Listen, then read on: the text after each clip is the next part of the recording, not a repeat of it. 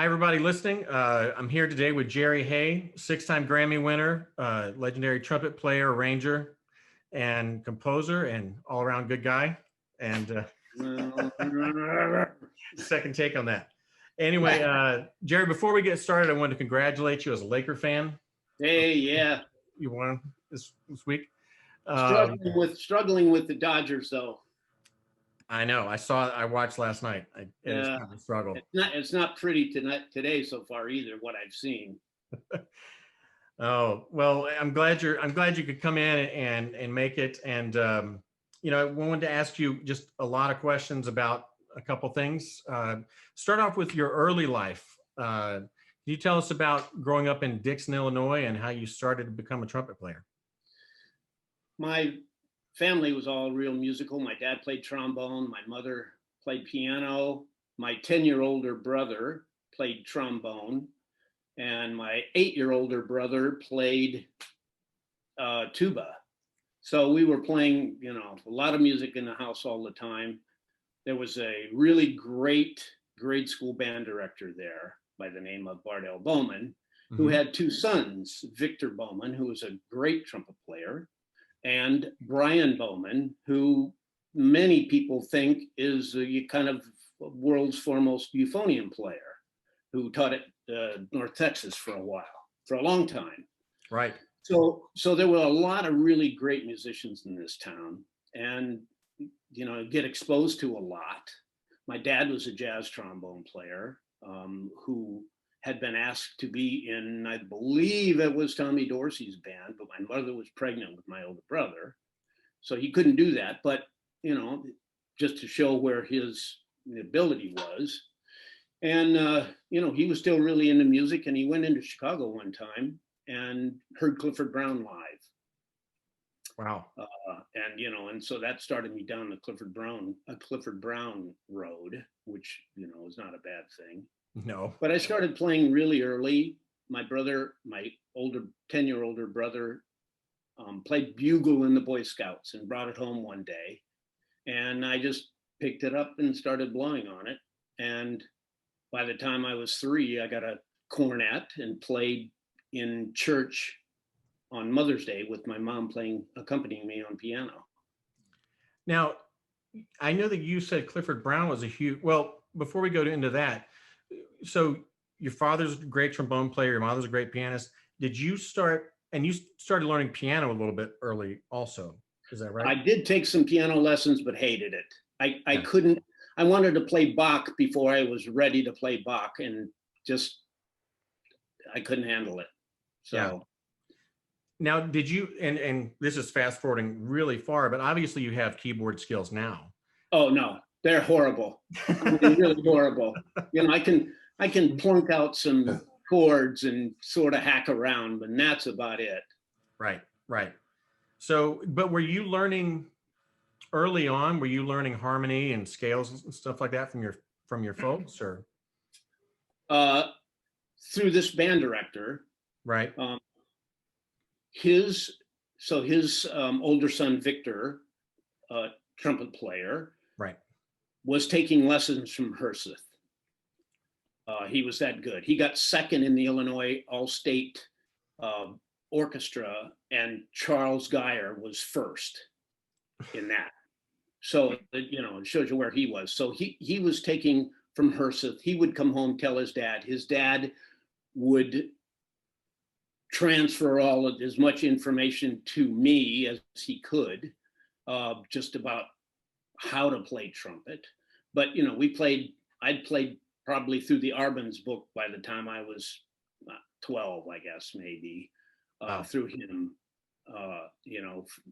forcing me to do all of this stuff, all the characteristic studies and all that stuff. By the time you were how old you were playing through the characteristic studies? Probably 12. Wow. Well, when you start really early, and you have, I'd already been playing 9 years at that point. Well, that's true.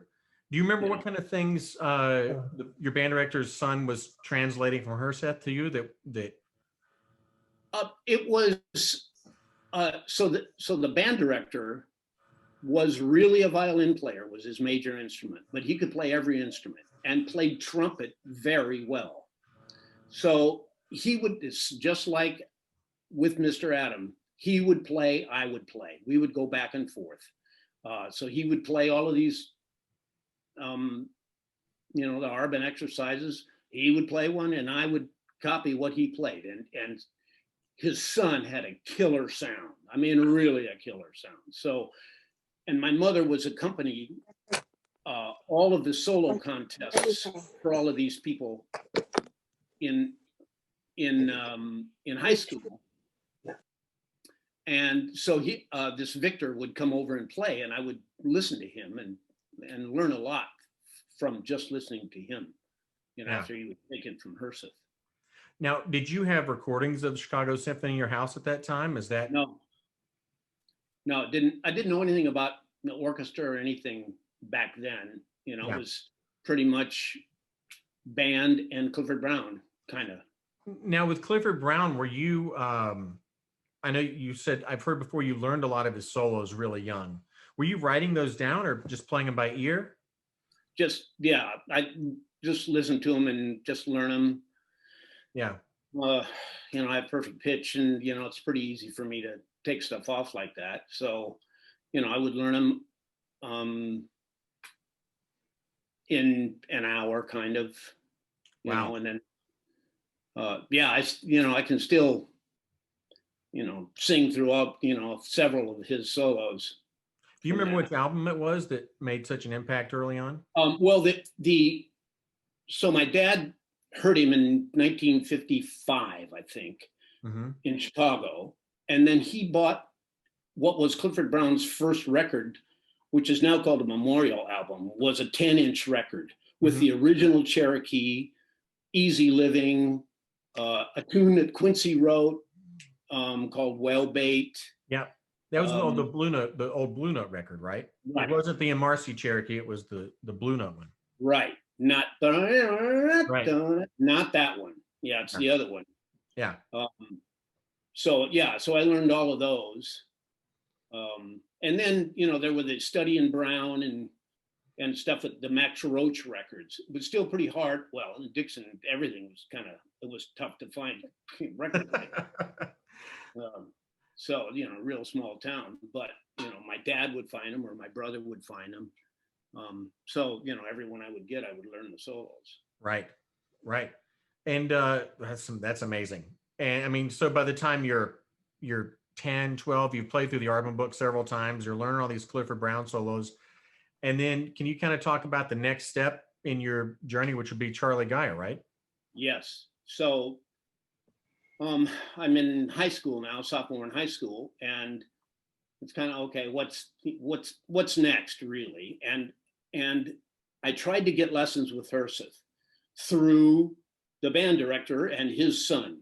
And at that point, Herseth wasn't taking any students. Right. And Herseth said, you got to take from Charlie Geyer. So, and my brother at that point was living in Chicago. He had gotten his master's from USC, and living in Chicago and playing in a group called the Contemporary Chamber Players. And Geyer was a member of that. So it was, yeah, it made it, kind of, okay, I get that, so I started taking lessons from him, kind of my sophomore year. Yeah. Were you driving obviously you're driving from Dixon to Chicago. How often? So every 2 weeks, sometimes I drive. There was a train back then that went to downtown to the Loop, and then he lived for a while. He lived in Evanston, and you would take the train to downtown and then get on the L and take it out to Evanston, and it was pretty close to where his house was. So. Yeah. And do you remember what kind of stuff you guys worked on in those lessons? Just orchestra literature only. Okay. So it was I wasn't really physically able enough to play the trumpet, but it was more of a musical teaching with him. I was still really small when I was probably 5'1" or 5'2" at that point.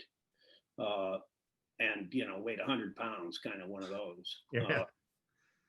So, it was listening to the records, hearing him play. He played an excerpt. I'd play the excerpt. We listened to Herseth play it. He'd talk about it. It was just great. And then, I was playing B flat trumpet. Yeah. And he said, well, I think you're going to do this. You got to play C trumpet.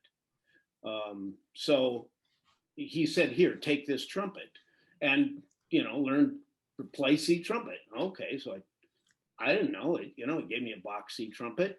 Yeah. Okay. Well, it was a Chicago Symphony box C trumpet, New York box C trumpet, which anybody who plays first trumpet in Chicago Symphony can play that trumpet. Yeah. But Herseth wasn't using it at that point, and he had it, and he said, "No, here, nobody's using this. You take it." So I had that for, I don't know, a year and a half. So, yeah, it was great. What kind of B flat were you playing before that? I guess I had a Bach B flat at that point. Yeah. Okay. But then there you are, a high school student from Dixon, Illinois, playing one of the Chicago Symphony New York box C trumpets. Yeah, I didn't really think anything about it at the time. It's just, okay, it's a trumpet. I better learn how to play it. And so, and I think, would you talk to people about what your practice schedule was like when you were in high school? Because you must have been playing all the time. I did a pretty fair amount. Once I started taking from Charlie Geyer, it was like, okay, if I'm, my parents are going to spend this money on this, and I better get a little more serious. So I was probably practicing a couple hours, and then, I'd play with Clifford Brown Records for an hour, after that, Wow. Yeah. I mean, So, and talk about what was your school band like? Because, I know you mentioned Mr. Bowman, and the band program must have been pretty strong. the grade school band program was amazing. In a town of 15,000, there were 3 bands in grade school of 100. Everybody, and I mean everybody, was in the band. It was cool to be in the band, and everybody was in the band. And then by the time we got to high school, it wasn't cool at all. And the guy was kind of one of those band directors that you kind of go, oh, really, this could be so good. And there were some really good players that eventually dropped out because the guy was such a drag, So that was the good news and the bad news there in that. But then, I started taking from Geyer, and that kind of changed my whole outlook on trumpet. And what was the name of that high school again, by the way? Yeah, Dixon High School. Dixon High School. Okay. Yeah. Wow. So then, but there must have been a point you realized you were going to do this with, and that was probably when you were with Geyer. I was imagining that. Well, he said, he started talking about Northwestern, and, going there to take from Chickowitz, and maybe come in and, audition for the Civic Light Opera. And, he started just kind of mentioning that. And I didn't really think about it, Yeah. I don't think I wanted to be a legit trumpet player. But okay, if that's what seems like there should be the right road to go, I guess I'll do that. So I just continued on C trumpet, and and then Geyer gave me his DE flat Shilke, here, take this, and I had that for a year. And then he gave me a Schertzer G rotary valve piccolo.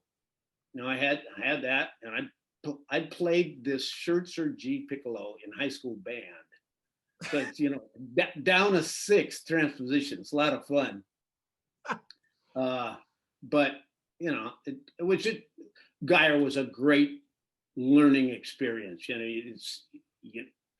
Being that young, you just kind of soak it all in, right? And it was fantastic. Wow.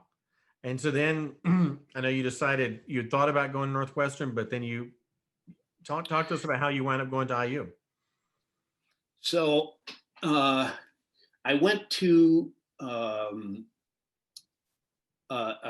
conference meeting at Northwestern, and the guy who was interviewing me to go there, I had sent in my application, all that stuff, and we had this interview, and it was so awkward, really awkward.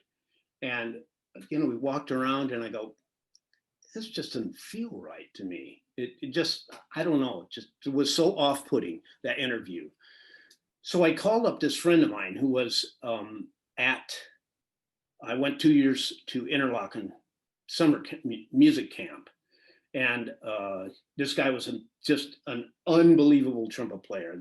He could play the Arbenz book faster than Mendez. It was crazy. I mean, I thought I was pretty good, and I heard him play the one triple tonguing one in C minor that goes then diminished. He could play like that fast, unbelievable. So anyway, so we went 2 years together to Interlochen, and he won the solo competition at Interlochen, and Phil Collins was there. Phil Collins of Cincinnati. Phil Collins was there. Jim Thompson was there. Those two guys were there. And this guy was they are 2 years older than we are, and he won, and he was first in the orchestra. He was ridiculous. Anyhow, so I called him up and I said, where are you going to school? And he said, well, he's from Indiana. He says, I'm going to Indiana University. Oh, he says, it's a really large music school, and they have 3 trumpet teachers, and it's supposed to be pretty good. And I said, oh, okay, I'll go there and we'll be roommates. Just like that. Wow. We went down to Indiana. You look around at Indiana, and it sucks you in. Its campus is so beautiful. I agree. Same thing for a conference with somebody. I'm in, and so we went to Indiana and auditioned for the orchestra there when as a freshman, and got second in the auditions that year as a freshman. And I didn't sign up for a trumpet teacher because I didn't know Louis Davidson, although I know he played 23 years in Cleveland. And I didn't know Mr. Adam, and I didn't know Charlie Gorham, who was just new there. I didn't sign up for a trumpet teacher, and I was assigned Walt Blanton, who was a grad teaching assistant to Mr. Adam. Yeah. So I walked into Walt Blanton's door for my first lesson. He grabbed me by the arm, marched me down the hallway, knocked on Mr. Adams' door, and said, here's your trumpet teacher. The best thing that ever happened to me. Yeah. Yeah. Just, what a stroke of luck that how that all turned, that I ended up there. Yeah. Yeah. I remember you telling me one time, and I might be wrong on this, but did you make you said you made a tape or something of lessons with him, but it was just his voice? I took, I went back in the 80s a bunch, took some lessons from him, and had a cassette, portable cassette player, and made recorded some lessons, and then cut out everything other than just him talking. Right. Just so I would have all of that. Yeah. So you just play it here. Yeah. Because so a lot of people who are watching now might not know Mr. Adam, or they've heard about Mr. Adam. Why don't we talk a little bit about him and what your experience was like, and what kind of things he had you working on back then? First time I met him, well, it's this, Walt Blanton had just walked me down. I mean, it was the first week of school. I'd been taken from Geyer, and you hear him play, and it is beautiful. It just, amazing. Geyer was like, I don't know, 23 or 4 at that point, I guess. Yeah. And just, it was amazing. Every note he played was just right down the middle of the note. Beautiful. You go in and hear Mr. Adam play and you go like, well, you know, it's not quite that same sound that I was kind of where I just came from. You know, his technique's not really that good. You know, wasn't quite so sure really at the beginning. It doesn't take very long to turn that around with Mr. Adam because he's such a great man. It was such a great man. And oh, there is Larry Hall. And so it, you know, it probably took 3 or 4 lessons before I started to kind of understand, you know, his approach. And, you know, speak of the devil, you know, playing with Larry Hall, Yeah. who had been taking from Mr. Adams since he was in high school, you kind of go, okay, well, man, this guy's got a hell of a sound. He can play anything on the trumpet from legit to lead and sound great. There must be something to this. Right. So, you know, it after 3 or 4 lessons, you kind of, and hanging out with everybody on the 3rd floor. What was the, you know, because you talk about it took you a couple lessons to get there. What was do you remember the very first time like you played for him? What was his reaction or his impression or? Well, I mean, obviously, he wanted me as a student, which, you know, thank God. I wasn't physically able to play the trumpet yet. I could play the music, but I couldn't play the whole, you know, all the trumpet. Yeah. But, you know, I played some of the Bach cantata things for auditions and stuff, and I played Charlie 2 on C trumpet, but I played it in B flat. So that puts you in like crazy flats, you know. So, you know, I think he understood that I could play, and Sure. you know, and I had the music part of it down. I didn't have the physical part of it down. And is this where the routine kind of came into play for you? Yeah, definitely.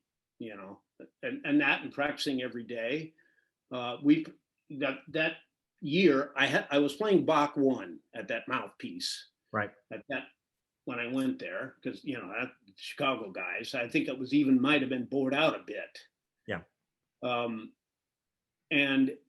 But it was an Elkhart 1, and it was really sharp, and I can remember playing so much that my lip would bleed. Yeah, so I switched to a 3C. I don't know if that was at Mr. Adams' suggestion or at Larry Hall had let me use a 3C or something. And, you know, I forget what that was, but I switched to 3C and then that felt comfortable. Yeah. But yeah, you know, doing the routine and practicing 10 hours a day with Larry and Charlie and, you know, a few other guys there, you'll either get it together or not in a hurry. Well, and I wanted to ask about, like, at that time, what all was in the routine for you at that time? Routine, it started off Clark 1, you know, that, his expanding scales, and then some Schlossberg stuff, a bunch of Schlossberg actually, and was he using glance at that time also? He didn't have me do much of that. Once in a while he'd pull it out, but he didn't have me do much of that. You know, there would be a Charlie A or a bitch, you know, that he would assign. Yeah. You know, with Geyer, I'd been through quite a few of the Charlie A. Yeah. In high school. So the bitch was kind of new, but you know, but that would be, that would be it. And then we, there'd of course be some Arbans in there, and Yeah. you know, Did he do the lead pipe with you very much? no, not then. That was kind of, I'm not sure exactly when that came around, but maybe mid to late 80s he started doing that, I guess. Okay. Um, I was wondering, and there wasn't mouthpiece. He didn't do any mouthpiece buzzing back then, of course, either. if you want to play mouthpiece, you practice mouthpiece. That was his line. That's Yeah. what he would say. I'm also curious too, because I mean, I had a couple lessons with him from time to time. And Rich Fanning just mentioned that he was doing the pipe in 1980, actually. So, Huh. Okay. so, Good. but I wanted to know, did he talk about the focus point in a line when you would play stuff? Did he say, let's focus on this note and it kind of be in the meat part of a line or anything like that? The the um the biggest impression that I got from him was playing, I think it's 95 Schlossberg, that, right? Mhm. So you play that, and then, he plays, you play, he plays, same thing. And, you go up to high C and come back down. And I would be like coming back down would be, okay, I played a high C, now I'm coming back down, who cares? That would kind of be what it would, to him, what it would sound like. Yeah. So then the next time he said, you're going to do that again. And he is pushing on my shoulder so hard that you have trouble standing up, because he wants you to follow through all the way to low C. This is one breath, one note, the whole line is one thing. So that was, okay, I get that. So it's the peak, the high C, or wherever you're going to, we took it up high. Wherever you're going to, that's not the end of the line. You got to go up and down with the same kind of intensity. Yeah. Yeah. Because the students of his I was always around, there's definitely a very focused and intense sound, and do you Yes. remember, do you remember there being anything that was like a specific period of growth with him, like in the beginning where you went, oh, okay, I get this? I mean, other than what you just talked about, but like where things really started to feel like they were falling into place. I can remember one day. So, like I said, I was, kind of small when I first went to college, and still growing. Sophomore year, so I'm practicing quite a bit, and I can remember exactly the room where I was, and I was sitting. They had spinet pianos in there, and I was sitting on top of the piano with my legs on the cover of the keys, Mm-hmm. playing 95. And I played 95 up to high G in one breath, and held high G and came down, and it was like the heavens opened up. That one day was like, okay, this is going to be good. I get it. Now that was the moment that I said, this is working.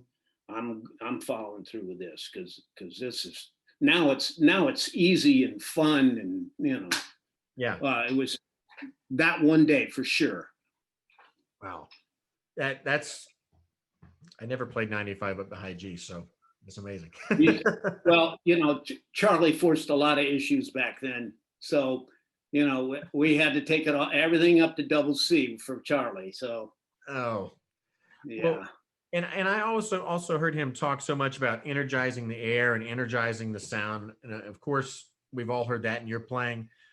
What are any other concepts that you think people should understand about Mr. Adam that they should know, like that come to mind with that? Well, one, it's all about the sound, you know. So I was talking about Geyer, and coming from Geyer, when everything is like pure and butter and everything, and you go to Mr. Adam, and it's like intense, and there's a serious core to his sound, even though it's not beautiful. You go down the hall and hear him play, and it's like, wow, it's just engulfing at that point. So that was a change of mind for me. to go from Geyer's type of focus on the trumpet to his intensity was, an eye opener. Yeah, absolutely. I mean, do you think there are any misconceptions about Mr. Adams' teaching? That the routine, there's one routine and everybody does the same routine, and he just handing out all the same stuff, and it's not true, and that it's his mind over matter is as important as anything with his teaching too. With you could be the worst trumpet player in the world, and you walk into his office in 5 minutes of him talking to you, you're convinced you're going to be the best guy out there. Yeah. So that is also another very positive thing from Mr. Adams.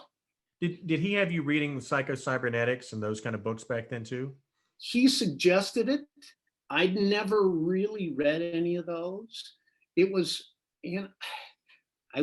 I'll say that I never really had any issues back then with any of that stuff. So he didn't kind of say, maybe you should do that. Maybe you should read that. Why open that door if you don't need to? Exactly. Right. Well, and I know you guys are, you talk about how much you practice. Can you kind of give people an idea, like when would you start in the morning? When would you stop at night? I mean, what kind of recovery? I mean, because most of us, if we've tried to play 10 hours a day, that's a lot. What was the recovery time like within that? I think the music school opened at 6 and closed at midnight. Right. So, I still have, a note on my charlier from Larry Hall saying, meet me in room 332 at 7:30 in the morning, So, we get there. If you weren't there by 8, you didn't get a room. Yeah. So, and back then, in the late 60s, you get a room, you practice, and then if you have a class at 10 o'clock that you either do or don't go to, if you go to it, you leave your horn in the practice room, and and then come back and play until your next class. And we would do that, maybe not till midnight every night, but 9 or 10 easily, with going to class and in between. Now, is Indiana where you learned you had perfect pitch? I learned at Interlochen, actually, that trumpet player that I was talking about before. The reason I went to Indiana in the first place, at Interlochen, he says, I think you have perfect pitch. And I said, what's that? He goes, well, when somebody plays a note, you can tell what note it is, right? And I said, well, yeah. Can everybody do that? I had no idea. I had no idea. And he said, no. And he said, well, they're having a test. I think, tomorrow or something, you should go sign up for it to see. Okay. So I went to sign up. So they gave you 60 tones in 60 seconds. So there were, I don't know, 25 people, 30 people going into this room, and everybody's outside singing an A, and they walk in, and the person giving the test says, okay, everybody quiet, sit there. So they had a tone generator. So he goes,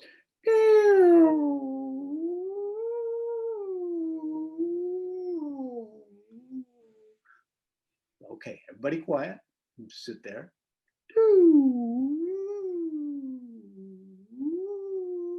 Like that, trying to screw everybody up.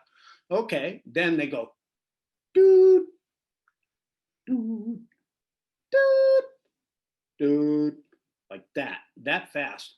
And I was playing B flat at that time, so I had to transpose every note, in addition to doing that. And that's when I found out. Wow, that's Weird. It was so weird. Were were there any other influences outside of Mr. Adam as far as like faculty that you'd want to mention at that time? Was David Baker there yet, or? He was there. Uh, I didn't play in his band because, well, as a freshman, I didn't. I was in the third band, I think, even.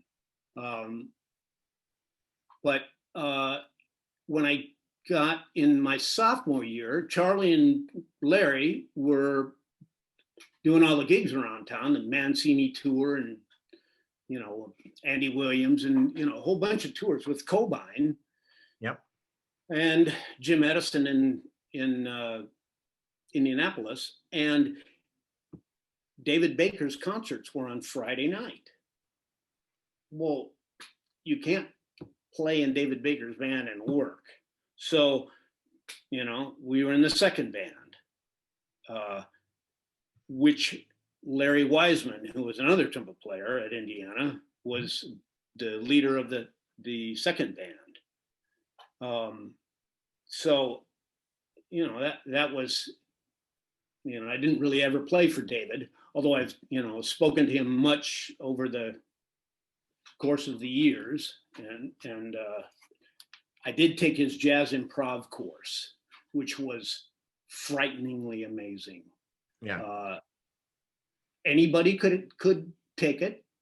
And he had like guys like country guitar players and banjo players, and there was one really legit trumpet player, Ron Fox, a really good player, wanted to learn how to play jazz. So he started out giant steps.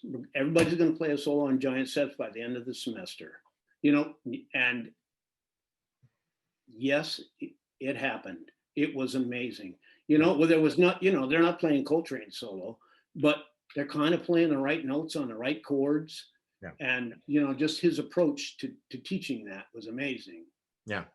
I remember taking that class and how many bassoon and oboe players are playing, Yeah. His lick. Right. The first time you hear that's kind of funny. Yeah. And what music were you listening to when you were a student? Freddie, a lot of Freddie Hubbard. I don't think we were really listening to much classical stuff, but a lot of the late 60s jazz kind of stuff. Yeah. Yeah. At that point. A little bit of big band stuff. Not a lot, some Snooky Young, I will say. Yeah, Count Basie, Snooky Young. Yeah. Yeah. But mostly a lot of Freddie. Yeah, mostly. And same thing. I learned a bunch of his solos too. Yeah. Well, that makes the logical step after Clifford Brown, right? To learn Freddie stuff. Yeah. Exactly. Yeah. So can you talk a little bit about leaving school and heading to Hawaii and how all that happened? So junior year, Larry and Charlie had both graduated and left kind of the Indianapolis area, or Bloomington area. And it just sort of seemed to change then for me. I mean, I was playing first in the orchestra, things were going well, everything was good, but I don't know, I just, it didn't feel, like it did when Larry and Charlie were there. I will have to say that, Yeah. I didn't feel like I was advancing anymore. So I'm in a lesson a week before Bartok Concerto for Orchestra, and the phone rings, and Mr. Adam picks it up, talks to it, and all of a sudden he goes, "Here, it's for you." And it was Larry calling from Hawaii, wondering if I wanted to go to Hawaii to work this show that was coming up. Well, yeah, I want to. I guess I need to ask Mr. Adam about that, to see what he thinks, and I'll get back to you. Okay. So I, hung up and chat him. Larry's interested in wanting me to go over to Hawaii to play a show with him. I said, what do you think? And he said, sounds great. He said, you guys go over there, you'll kill it.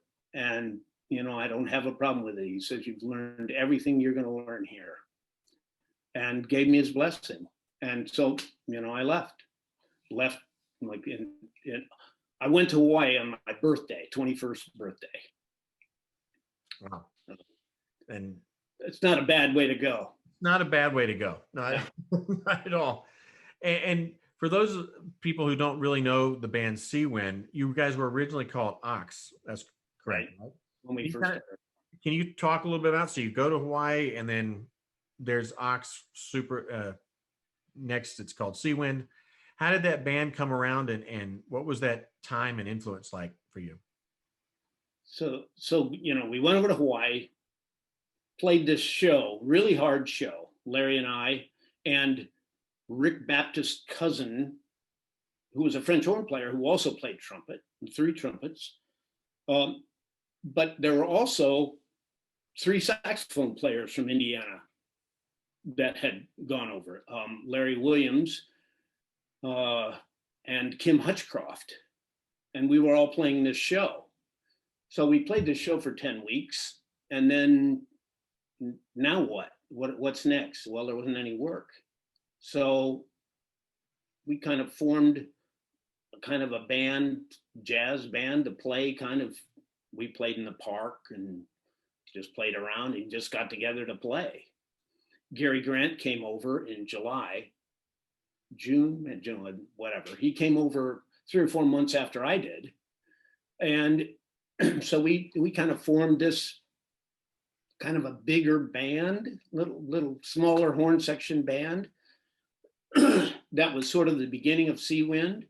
Gary had a rehearsal band for a couple times a week of different charts, and it was. And then when Seawind actually formed, as started as Ox, we would do, when we worked, which is probably only 6 months a year with the band, but it would be a rehearsal in the afternoon, and then we played in this one place.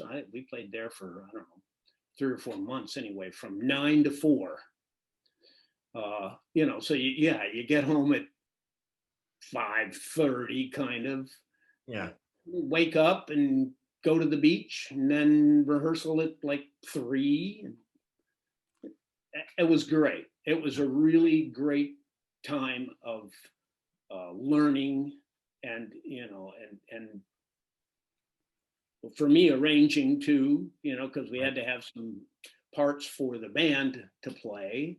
Yeah. When we were so that was good. And plus, we got to meet Gary and hear Gary play at first, and then Chuck Finley came over a couple times, get to meet him, hear him play, and then Ollie Mitchell moved over and get to hear him play. And that was kind of a mind blower the first time I heard him play, because he was the exact opposite of what I thought the perfect lead trumpet player should be, which is like super clean, right on top of it, and all that. He was sloppy and bending notes, but the style was killing, and he could really play. So that was another eye opener there. So this whole Hawaii thing was a huge learning experience and growth for me.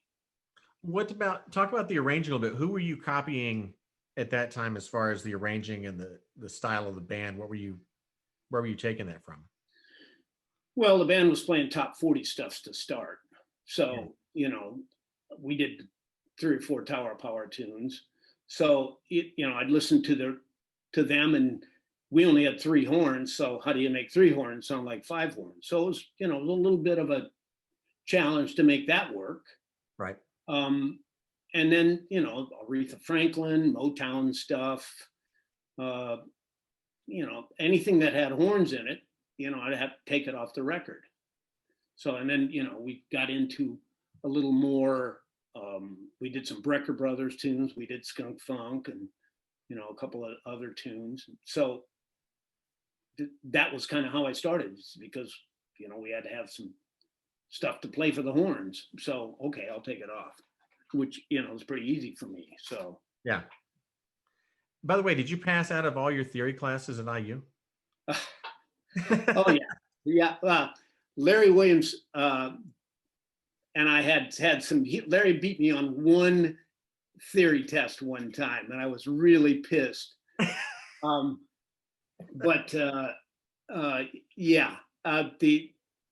there was a lady there who's now, I think she's still the head of the theory department. Winterstrom. Yeah.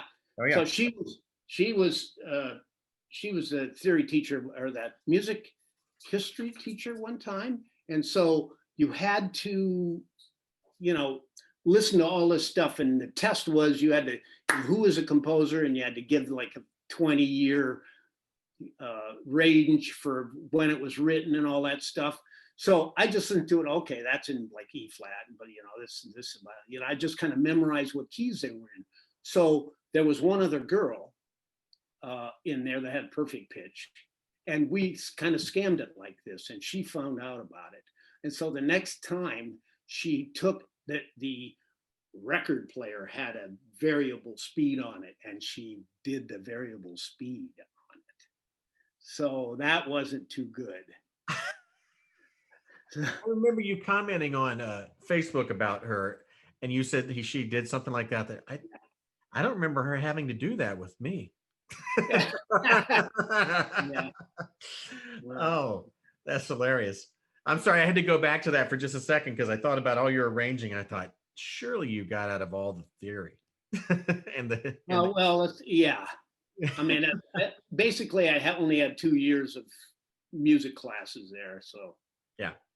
Oh, but back to Seawin. So you guys were doing all this stuff. You were also hustling a lot too, right? Because you were. We have some people that want to say hi to you, by the way. Where'd they go? Hang on a second. Charlie? I see Charlie. Can you hear me? And I see. I hear you. Hey, Charlie. People that want to say hi to you, by the way.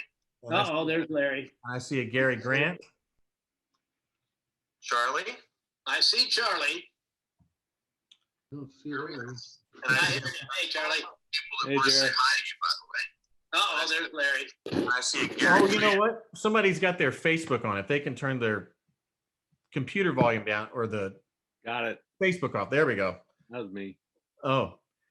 Larry. There's Gary. Hey, Gary. Gary. How you doing, Jerry? I'm doing great. Good to see you. Where's your mask? You too, Gary? man. Oh, there's somebody else. This is a setup. Well, there's Yeah, Larry. I'm being Hey, ambushed. Charles. Where's Gary? I lost Gary. Well, it's not the first time. Won't be the last either. Hey, Jerry. Hey, Hey, Larry. Yo, Gary, Charlie. Larry Wayne. Grant, Yo. Larry, Laurel, my brother Laurel. hey, Weird. Wayne. Hey, how's it going on, cats? Wayne, you are skinny mini. Man, well, it's, a little radiation. Yeah. I'm not the best diet. That's the mask back there, actually, that green thing. That's Oh, my got it. Halloween costume as well. So Yeah. I know you're very familiar with all this stuff, so I'll bore you with the details, but it's not a Yeah. good diet. Yeah. No, it's not. That's no fun. Hey, Mark. Yes. Thanks for making this happen. Hey, thank you for Wayne for doing this. Yeah, man. I thought I'd get a few people in. Some ambush humor. Hey, so Jerry, you said you were playing the Clark Characteristic Studies at 12. And so I don't know what planet you're from, but rumor has it, Larry told me the planet you're from, you're just kind of average there. Yeah, that's true. But here, Yeah. Yeah. Whatever Larry says is right. Well, You know That's what? a phrase. You don't hear that phrase very often, but that's another story for another day. yeah, can you repeat that again, please? Yeah. Well, since I have all you guys here, I'm going to skip ahead a little bit because I know that there's going to be some interaction here. Could we Hey, Chuck. There's Uh-oh. Chuck. Oh, there's trouble. Well, Now we there's have big trouble now. Good big trouble. Yeah. Hopefully he can Chuck figure out how to in? get on here. Well, I wanted to talk to you about the first time you met Quincy Jones, and I guess that would be, you and Gary a lot on that. Could you kind of talk about the early days with Quincy? The first time that I met Quincy was Seawind had just moved from Hawaii to LA in 1976, and we'd been playing at the Baked Potato 1 or 2 nights a week. And as always the case with Quincy,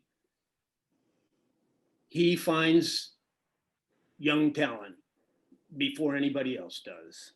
So we'd been in town 3 or 4 months probably, and I'm home and the phone rings and it's Quincy. Who knows how he got my phone number, but he says, hey, I hear good things, and I want you to come and play on a record. Great. Yeah, when and where, of course. And he says, and I want you to do the chart too. Oh, okay. And I said, okay, great. He said, I'd like to have Snooky Young play on the session. And I said, me too. So that first time was Snooky and Larry Williams on saxophone and Kim Hutchcroft on saxophone and Bruce Fowler on trombone for this tune on Quincy's record, an instrumental tune. We didn't really play much. We had a little intro thing that happened 3 or 4 times through the tune, and then we did a little funkier stuff on the fade as it's going out. Okay, thank you very much. I thought that was kind of okay. Was that Midnight Soul Patrol? Midnight Soul Patrol, yeah. So that was kind of the first thing. So then the next thing that we do is Brothers Johnson of the Blam record. And by this point, of course, I'd been working with Gary a lot. He moved from Hawaii back to LA a year before I did. So he, through Chuck Finley, was working a lot. Chuck would help him get on, and then, of course, then you hear Gary play, and There he is. hey, Chuck. Good, Chuck. So then Gary was working, and when I moved over, then Gary got me on a bunch of stuff. So, Gary and I are playing a lot together, and as we'd been in Hawaii, and Quincy calls and wants, we're doing a whole record with the Brothers Johnson. It was like 7 or 8 tunes, I think. And at that point, I'd been working with Bill Reichenbach also a lot. So, and we've been doing some little projects, people that would want us to play on stuff, but nothing big like this. So the 5 of us, Gary, Larry Williams, Kim Hutchcroft, Bill Reichenbach, myself, went in on this Brothers Johnson Blam record. And I think we did probably 3 days maybe of just killing it. I mean, it was some very difficult writing, and we played the hell out of it, I will have to say. And so we played this one really ridiculous tune that was, the vamp was 5 minutes long, and we were playing the whole time 5 minutes, and it was going all over the place, up to double C's and down to below the staff. Crazy.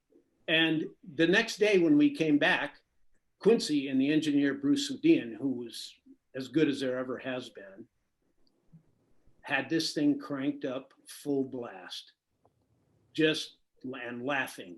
So we knew at that point we were in. So that's kind of what cemented it for us. Wow. Gary, do you have any memories of that? Hell yeah, man. that was the first time I recorded slide trumpet. Chuck was playing slide trumpet, and I just really wanted to get my feet wet. And Jerry graciously said, okay, this one lick he had, and that, and I said, man, I can play that on the slide trumpet, you know. And so we figured out where I could do it and all that stuff. And that was on that record where I guess the tune was called Bam or something. Anyway, and those vamps, that vamp that Jerry was talking about, it was like that 5-minute vamp. Another thing about it is that we double tracked it and we never stopped one time in the whole 5 minutes on each on the double track or the original track. And I remember I saying, man, I'm not going to make this. It was a haul. And I started laughing between rests. Maybe, you know, you'd have an eighth note or quarter note rest, and I'd start giggling. And somehow it gave me the energy and you know, blood and back into my chops or whatever. And I made it too, because Jerry was bringing it big time, and I couldn't let him down. You know, it's sort of like with Wayne and Chuck. You can't let those guys down, you know. And I don't know, you know, I didn't care about that. I just wanted to get through it. You just want to get paid. I wanted to get paid. I wanted to be asked back again if possible. Thing I remember about that vamp is that anytime a new player came in town, when I first came into town or Charlie came into town, and we'd finish practicing, and to Jerry'd say, okay, we're pulling out the tapes, right? And he'd put on Blam, and the vamp, he says, here we go. Let's see who could make it and who can't. And it was a real eye opener, you know, kind of like, oh, this is what it's all about. Yeah, it was. And Quincy was so gracious. Chuck, we can hear you. And you sound wonderful. Well, you know what? Thank you.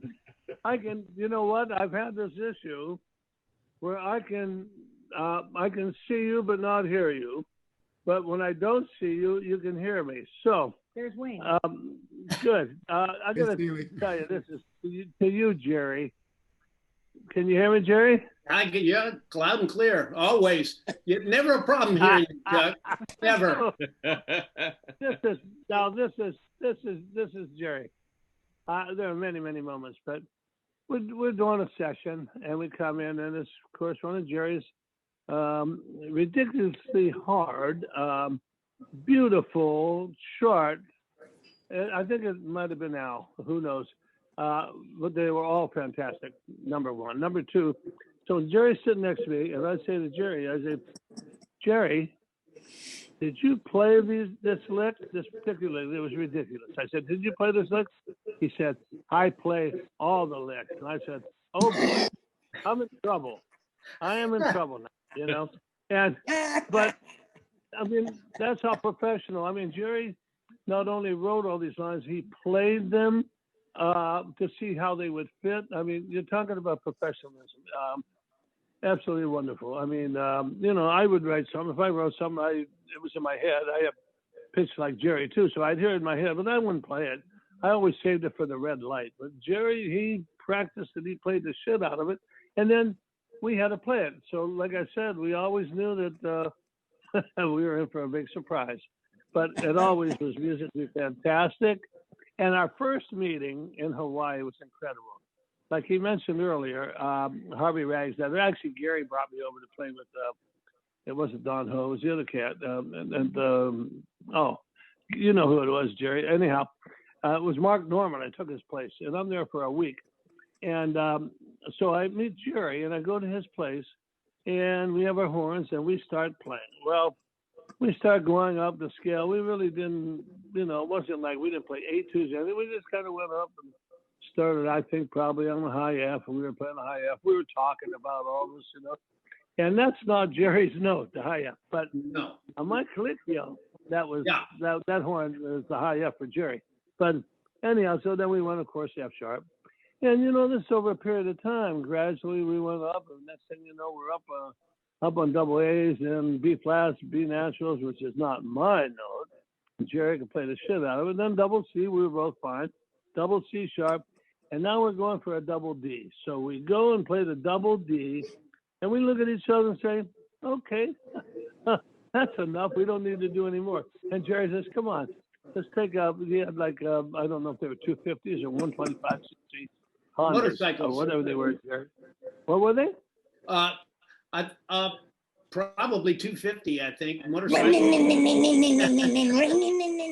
Close. Yeah. Well, so Jerry says, "Come on, let me show you the island." Well, we spent the whole day after playing double D's, and we said, "Okay, that's enough." And he took me through over the whole island. It was just beautiful. I wish I had video, like Me you too. said, Jerry, before. I wish we had iPhones. Yeah. It would have been absolutely something, that particular trip. And that was our first meeting, and I was like, I couldn't wait for Jerry to come back come to LA. And with Right. Jerry, I knew it was coming, but I didn't know when. And when they showed up, they hit this town like, man, look out. But for me, it was really absolutely special because, you know, Ollie was kind of at that time going on his way out, you know, and I needed some trumpet players. I had Paul Human on, but he wasn't doing that well again. He was kind of on his way out, and Jerry and Gary come, and my God, thank you so much for that. It was what a treat, you know, to have trumpet. I mean, we never questioned pitch, we never questioned phrasing, we never questioned anything. And I'm talking about this stuff Jerry wrote. We played it, and it wasn't easy at all, but we didn't have to really go through any kind of questioning. It was just there. It was natural. We were meant to be together, and it sure shows. It's only an hour show. So Oh, it's an hour show. I heard, so I have to get off, I guess. No, don't go anywhere. Don't Chuck. go anywhere. All right, Man, I'll stay here. I can't see, but I can hear. Hit your camera button on your computer. Well, you know what? Let me look at it here, Gary. There's a camera, which is a video camera. It's FaceTime, it says. Yeah, hit that sucker and see what happens. While we're waiting, I think I'll have a toast Hey. there. There you go. Sure. Wait a minute. Wait, you can't have any wine if I don't have wine. Well, okay, I don't have wine right now, but I do have this. So Well, I owe you one, Wayne. It's like So, coffee. you maybe know. that bottle is still over at the record plants. Maybe Yeah, it's probably is. Yeah. And before It's aging nicely. before we get too deep in the recording stuff, because there's so much of that coming up, I wondered if Larry and Charlie could talk a little bit about what we were talking about before, how you guys practice so much, because obviously with that story you just talked about, the Quincy tune, you were obviously prepared, you know, with your faces like that. Could you guys kind of speak on that a little bit? Go, Chaz. Go, Larry. Oh, well, I mean, when you're practicing all the time and all of a sudden somebody else comes in the room and say, hey, I want to practice. So you keep going. And then, so you do something different, and by the end of the day, you've covered so much material, you can't believe it. And when I look back at what we used to do, I can't believe what we used to cover in so much time to be able to get through. But, wow, There I am. You just got me in there again. something's weird. No video. No face. It looks like you should mute Chuck. I think this is on. Hello. All right. I can hear you. Have another drink. Yeah. I'll be right back. In this group, 3 valves is about all we can handle. The technology is a little too much.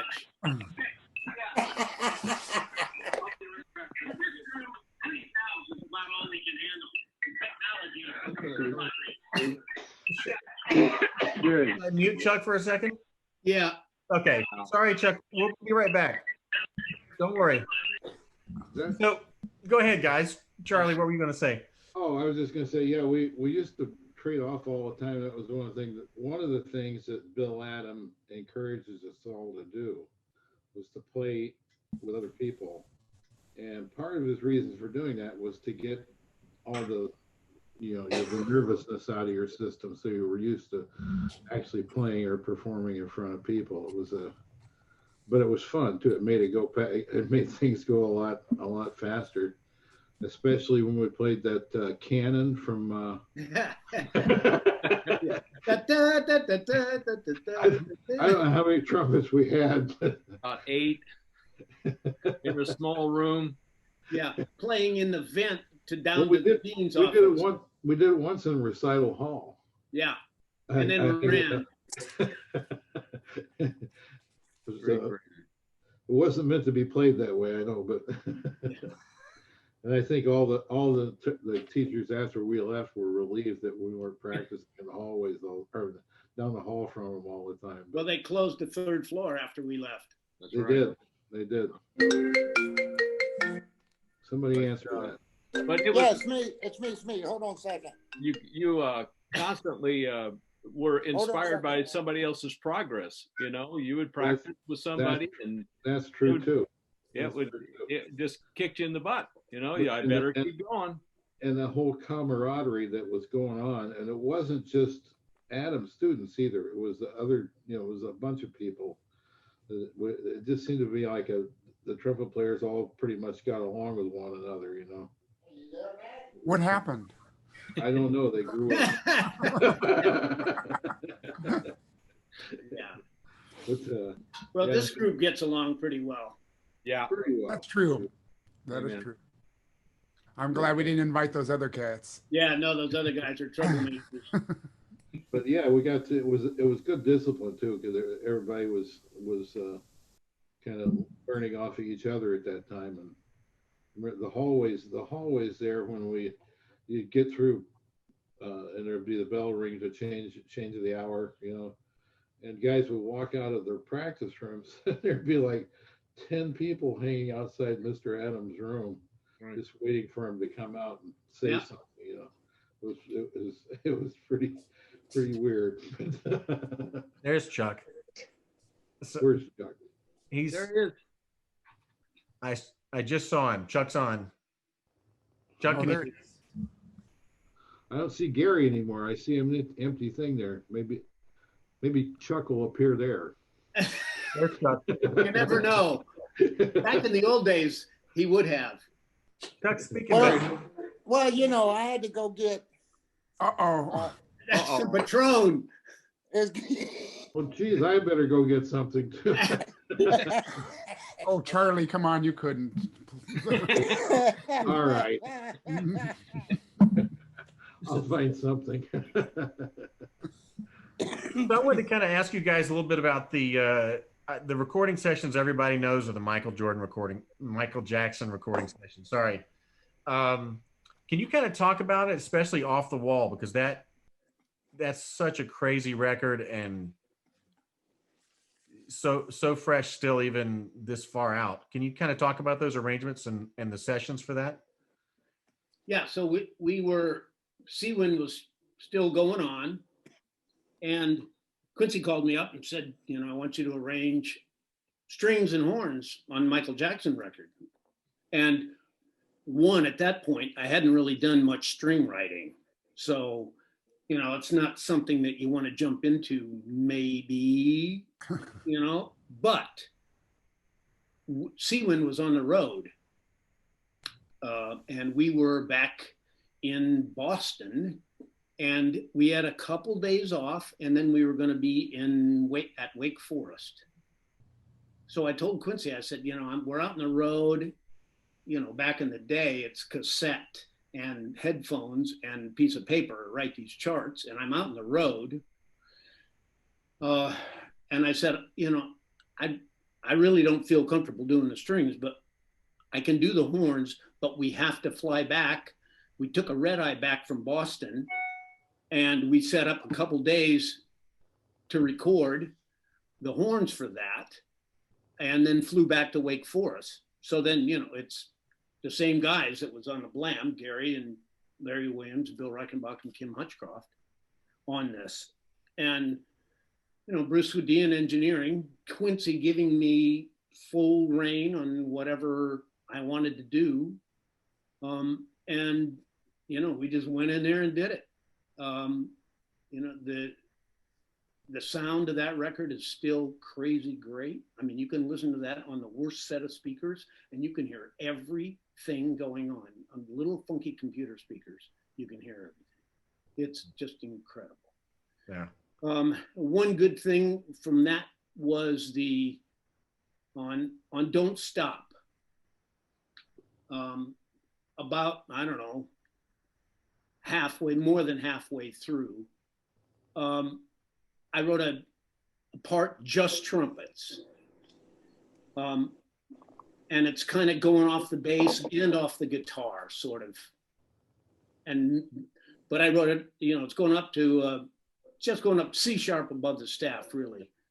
But it's just the trumpets, and we're doing that. And so I said, you know, I got this idea, maybe trying this with just trumpets. And Quincy said, oh, okay, let's hear it. So, you know, we played it, and it kind of goes a while. And he said, great, let's double that. And so he liked it. Okay, and then the engineer said, well, just take a step or two back from the microphone, okay? So we did that, we played it again, it goes a while. And Quincy said, let's put another track down. And the engineer said, let's step back another couple steps, maybe three steps this time. And we play it again. We did 6 tracks like that. And each track is 4 or 5 feet farther away from the microphone. So it's kind of hard to hear it on the record because you don't realize that there are 12 trumpets playing this part. But it's so crazy tight. It sounds like one huge trumpet. It's pretty great. I have a mix with the horns loud that you can really hear it. And getting back from the microphone like that on each consecutive track gives it that much more depth, you know, more room sound. It's pretty crazy. So, you know, the trumpet from going like this, you know, becomes huge. So that was kind of an eye opener. Is that where you really started figuring out how to manipulate microphones? And it was where I learned about microphones, because his microphone trunk is maybe one of the best in the world. I mean, he can pull out a microphone that he recorded Billie Holiday on, or Dinah Washington, or Count Basie, or Joe Newman, or Frank Sinatra, or you name it. You know, pull out all these microphones that he bought new, and he is the only one that has ever touched those microphones. So they are in pristine condition.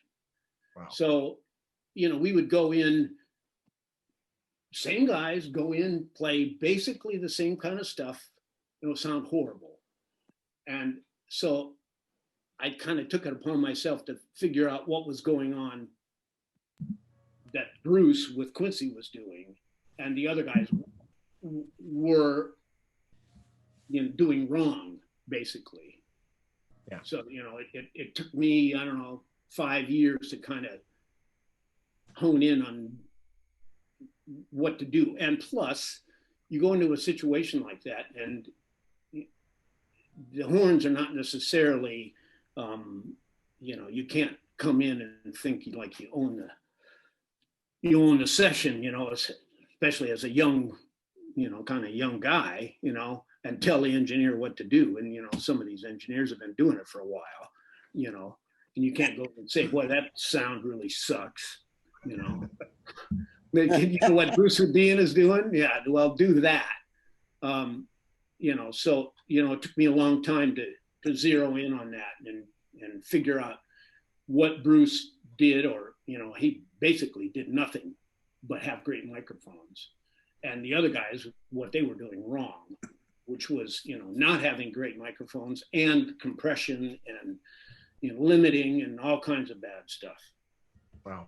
You carried around a list in your back pocket at that time, because I remember asking you, Jerry, what's the best mics to use for the saxophone and stuff like that? And you said, well, when I first, I don't know if you had in your back pocket, but you had it in your mute bag or somewhere, and it was, you wrote them all down and made analysis of the great sounding mics for different instruments.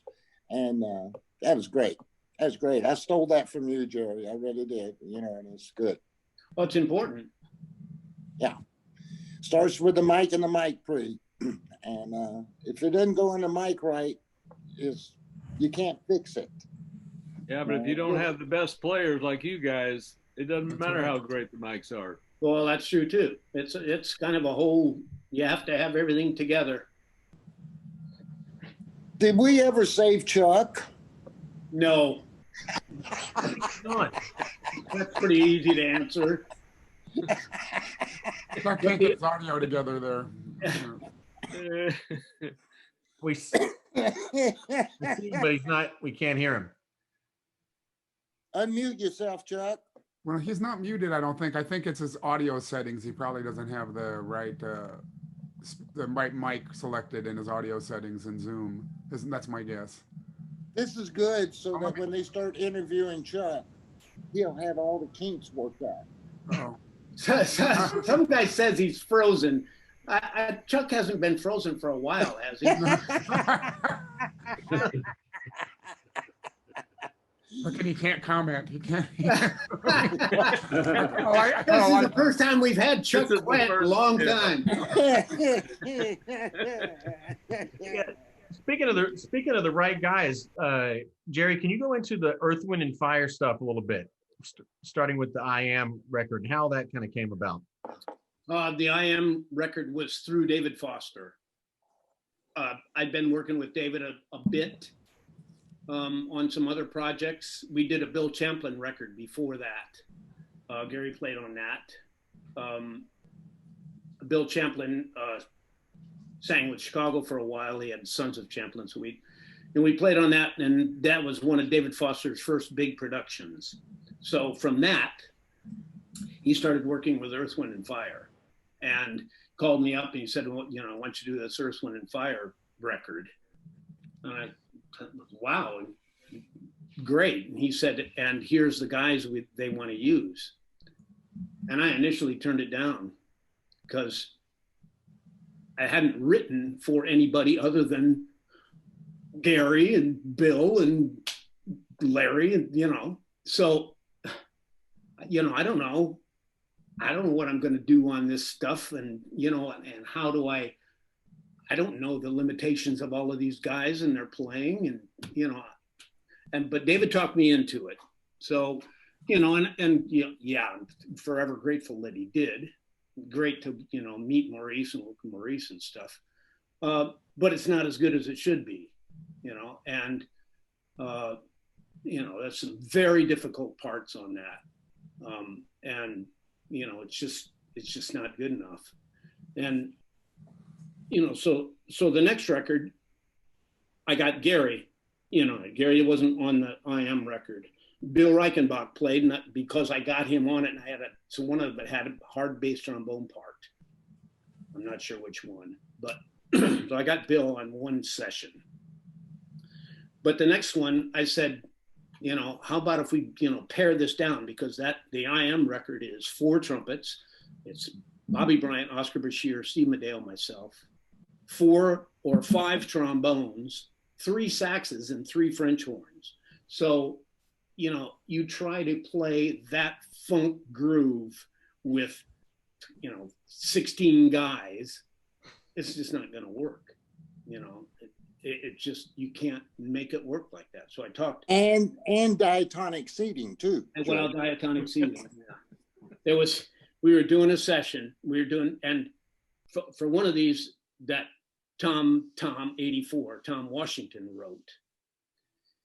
And we're sitting there, and he comes out and he goes, I want diatonic seating. What are you talking about? And right away, Steve Madeo, who love him to death, crazy as a goon, he grabs all his horns, all his microphones, I mean, all his mutes, music pencil in his mouth, he stands up like this, right? And Tom Washington goes, I see one of you understands what I'm talking about, and the rest of you don't get what I'm talking about, diatonic seating, right? So I'm next. I stand up, got my mute, music, pencil, and I'm standing. So Steve and I are standing up. I want diatonic seating. Bobby Bryant goes, Tom, what the fuck do you want? He wanted trumpets, 1 on the first chair, 2 on the second chair, 3 on the first chair, 4 on the first. So he wanted it to be, diatonic seating like that. Yeah. So anyway, so the next record, I talked Maurice. Now Foster is still involved, but not quite as much. So I talked him into paring it down. So this one is Gary and me and Ram Lee, I believe, and Bill and Louis Satterfield, their trombone player, and Andrew Woolfolk, their saxophone player. So now we're down to 6 horns. So much more manageable. And, so we did that with that group. Let Me Talk is that group. What else? I don't know. But, we did it with that. Maurice was great. Just, a gentleman. And, I learned a lot of stuff from him that he said, he would come and sing to me. And I said, Maurice, I said, I think that's kind of a wrong note right there, isn't it? He said, what are you talking about? I said, well, that note's not really in the chord. He said, well, it sounds okay to me. And from that point on, I was like, yeah, it's a good bad note, So, that was kind of a big thing that I learned from him, that if in the right place, a wrong note can be a good note. But, Gary and I and Bill, we've probably done, I don't know, there were a bunch of Japanese releases in the 90s, early 2000s. We've probably done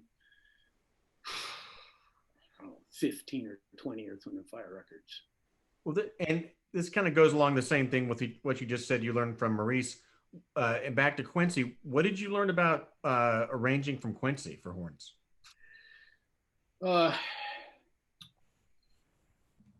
We had some discussions about arranging, not a lot, but his big thing is, the vocal is going to be there, and you shouldn't be there. Don't mess with the vocal, and try to play in a hole where there's some space for you, and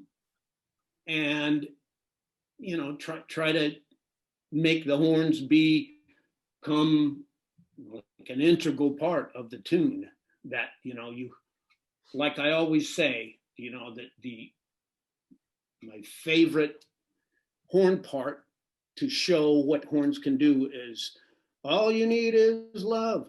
I mean, that is the perfect horn part, comes after the chorus, and you can't sing one without the other. Or, as dumb as it is, Sweet Caroline, da da dum. I mean, dumb, but that's a big moment, So looking at that, if you can do that in a song and make the song be, okay, here's the song, here's the horn parts, and people will connect the two of them. Yeah. And then that will, makes the horns a bigger part of the song. Right. Because I know a lot of people probably have those questions when they're doing arrangements for the first time, and that's good advice, for people that aren't quite doing what you guys are doing. This is a non-musical question, but just given the people we're talking about you around, was there ever a time you got starstruck early on? I don't think so. We were going in there to do a job, Yeah. and we're going to have a good time, and it's going to be played as good as it can be played, and we're going to try to make the producer and or artist like what we do and move on. Yeah. So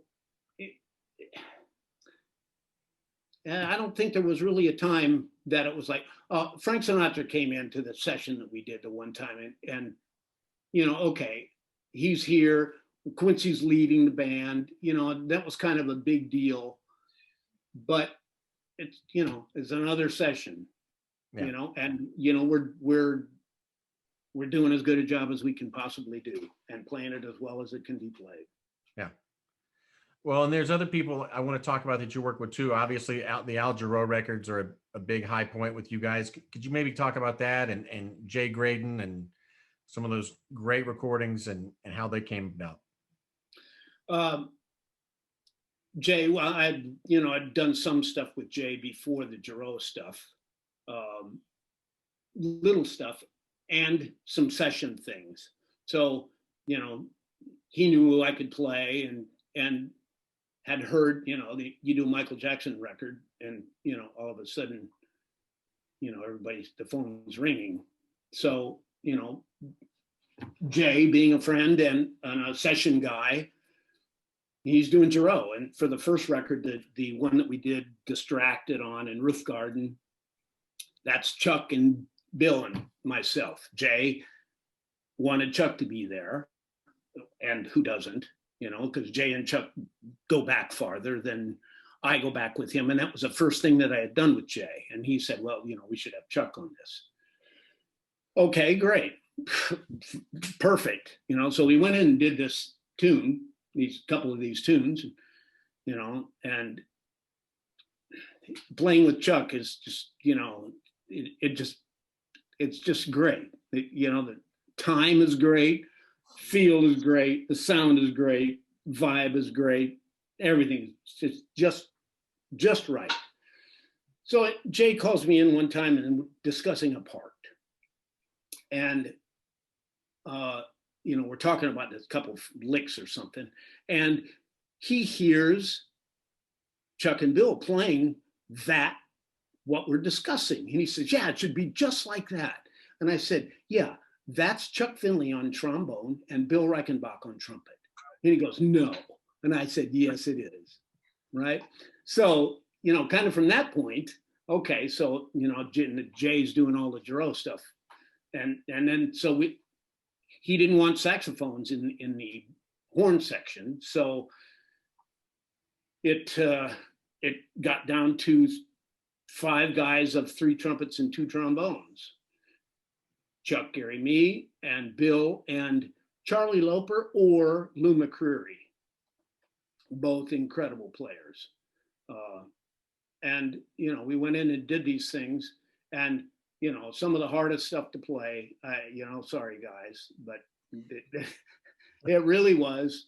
And we were playing it in the deadest room.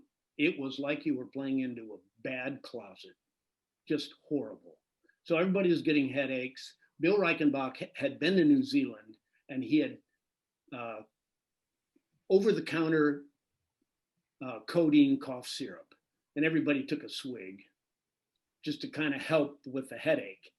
And we'd start these sessions at 11 o'clock at night and go until 6 or 7 in the morning. We do a tune or 2, depending on how hard the tune was. Do one real hard tune and then maybe an easy flugel tune or something. That's, the main Jarreau record that we did, Boogie Down and all of those. That was, and Jay calls the sessions up and kind of last minute, well, yeah, I want to do these, like next week. Well, we're booked all week from 9 till like 7 at night, playing TV shows and movies and whatever.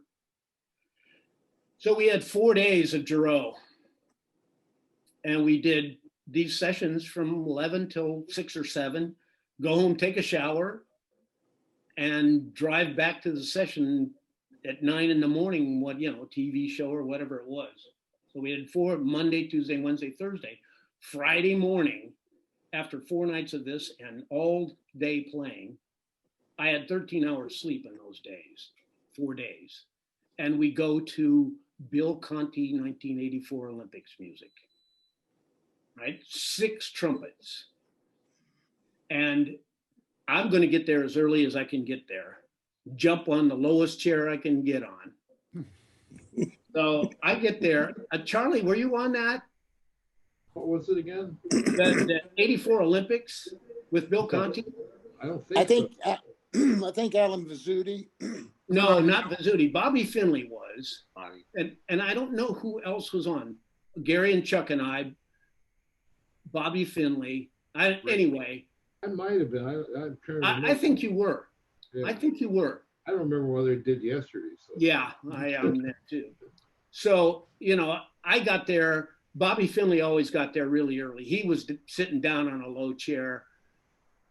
I think I grabbed the 5th book or something. And at that point, I was lucky to play a note, right? Gary took the 2nd book or something. We know Chuck's showing up. And at 9 o'clock, the session starts at 9 o'clock. 9 o'clock, Chuck runs in, hair wet, sits down, and it's a 4-page Bill Conti thing, nonstop playing, and it starts off trumpet solo, like strings and trumpet, like fanfare Olympic solo, right? And then you play the whole time, wall to wall playing, and then at the end on the page 4, same solo, and then going up to high D. He played the living hell out of that on the rehearsal, and then on the first take, just killed it, right? And literally, after all of this Giroux stuff, all that stuff, I'm lucky to get a note out. And a viola player raises her hand. I think I have a wrong note. Yeah, they had a wrong note. And he played it again better the next time. And that was like, oh, okay, I get it, Chuck. I get it. You win. It was crazy. Amazing. So that's a Giroux days. Oh man. Hey, is there any time in this interview that I get to take over at all? Or You guys can all talk. Hopefully not. Mark, can you mute him?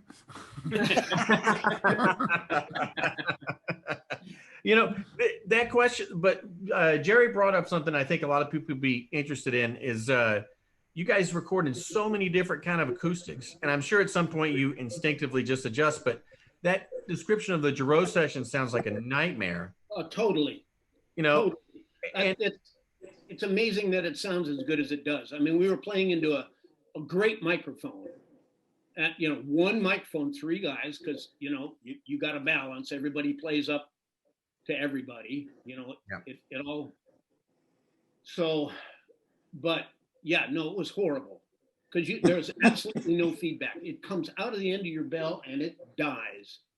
Is there anything that like a switch you flip in your mind when you walk into that situation, you think, okay, I got to be careful not to do the wrong thing here or it's going to mess my chops up, or what is your mindset when you go into that? Any of you guys can jump in on that. Well, it's you got to focus. It was so intense just to play it. You have to focus so much on it that takes a little bit of that out of the equation, but it can be very distracting if you're trying to, we played in a studio one time that had a brick wall, high ceilings, some glass around, and you could play as loud as you wanted to in there in the music grinder, Gary. And you could play as loud as you wanted to in there, and it sounded like you were playing flugelhorn. It was just crazy. So it can be distracting. I think Jerry at Garden Rake was the studio we were doing the Giroux stuff in. We had a little bit of, because we didn't have horns in the cans for the most part. but we put a little bit of the horns and a little reverb to have something, because it was dead. Am I remembering that correctly? Possibly, maybe, especially after a while, I think we might have. After a while, yeah, because it was so dead. And this is still the era where you would have had to play right to the tape, right? You couldn't have cut and pasted as easy as you could now, right? Well, no, there was no, yeah, you got to play every note at that point. No, that didn't really come about until mid 90s, kind of. I mean, and that's still kind of early on for, a lot of people to have Pro Tools. Wow. It's just, when you look at your discography, it's so long. It's always hard to know kind of where to, well, I knew it was long, but a couple of things I wanted to ask about. So the Dan Fogelberg tune, everybody knows, Longer Than. You played the beautiful flugelhorn solo at the back. There's a tune, The Leader of the Band. There's like the mid, and it's not on the album saying who it is. I mean, it mentions a marching band, but there's like a little brass chorale in the middle of that. Is that you? Wow. It's on the same record? It's on the Leader of the Band. I think it's on the Innocent Age, because you had that tune, The Reach, on that also. I don't know. Now that you mention that, it might be, but the longer solo was just me. Yeah. There's like a little brass chorale that happens in that tune, Leader of the Band, but it's not. I wondered if that was you. It doesn't give any credit on that, so it was just a random question I had about that. No, could be. I don't know. So I mean, there was so much going on those days. It's hard to remember a lot of that stuff. And this is sort of a practice question, and I'm asking this question and already knowing the answer to the story, but you were really great always about keeping your chops up and being really consistent. But could you talk about Chips? Yeah, Chips. Well, so we were playing, Seawind was playing at the Baked Potato. This is early on when we moved here. And there was a call for Chips, the motorcycle cop show at MGM then, which is now Sony Studios. And I was living in the Valley. So it's, it was kind of, you had to leave kind of an hour ahead of time just to make sure that you got to your chair in time. Traffic was bad, maybe even a little before. So Seawind was playing the night before at the Baked Potato. So we play until 2, and then we packed up all our stuff. Our bass player had a truck, and we had to put all the stuff in his truck and then go unload it. So, I'd get home at 4:30, kind of, and this is an 8 o'clock in the morning call. Back then they had 8 o'clock calls. So 8 o'clock in the morning, and not wanting to show up, not ready to play. I got to bed at 4:30. I got up at 6 and warmed up for an hour, left at 7 and got there. And there are 8 trumpets. And it's Johnny Odino and Graham Young and Bobby Shue and Tony Turan. And I am on trumpet B4. So I'm the 8th trumpet. I got nothing to play. I mean, really nothing. Okay, great, perfect. Okay, next week rolls around. Seawind's playing at the Baked Potato. Chips calls come out, 8 o'clock. Okay, I get home at 4:30. I'm not warming up. I'm not getting up to warm up. Get up, go down to MGM, and I'm A1 trumpet. And the first chart of the day, my first notes of the day, other than a little quick warm up, and it goes, I don't know, it was like 4 pages. It's kind of bad disco. This guy, it wasn't Alan Silvestri. This is John Parker. And it's pretty bad, but it's a kind of a motorcycle crash chase scene. And then all of a sudden we're playing along, and then all of a sudden I got high G, and it's just by myself, whole note, high G. When band, A band, B band, B band, C sharp, C sharp, like that. And I played it, and went immediately up to the contractor and said, I'm going to need more money for this. Well, no, we can't do that. I said, okay, we'll just have somebody else play it then. Well, just a minute, right? So I got a one double. I got like an extra, I don't know, $50 to play that. And then I recorded it on TV that day. It's under motorcycle crashing. So the crashes are louder than my high notes. So, Of course. but that was a big lesson for me, and I never wanted to be unprepared again.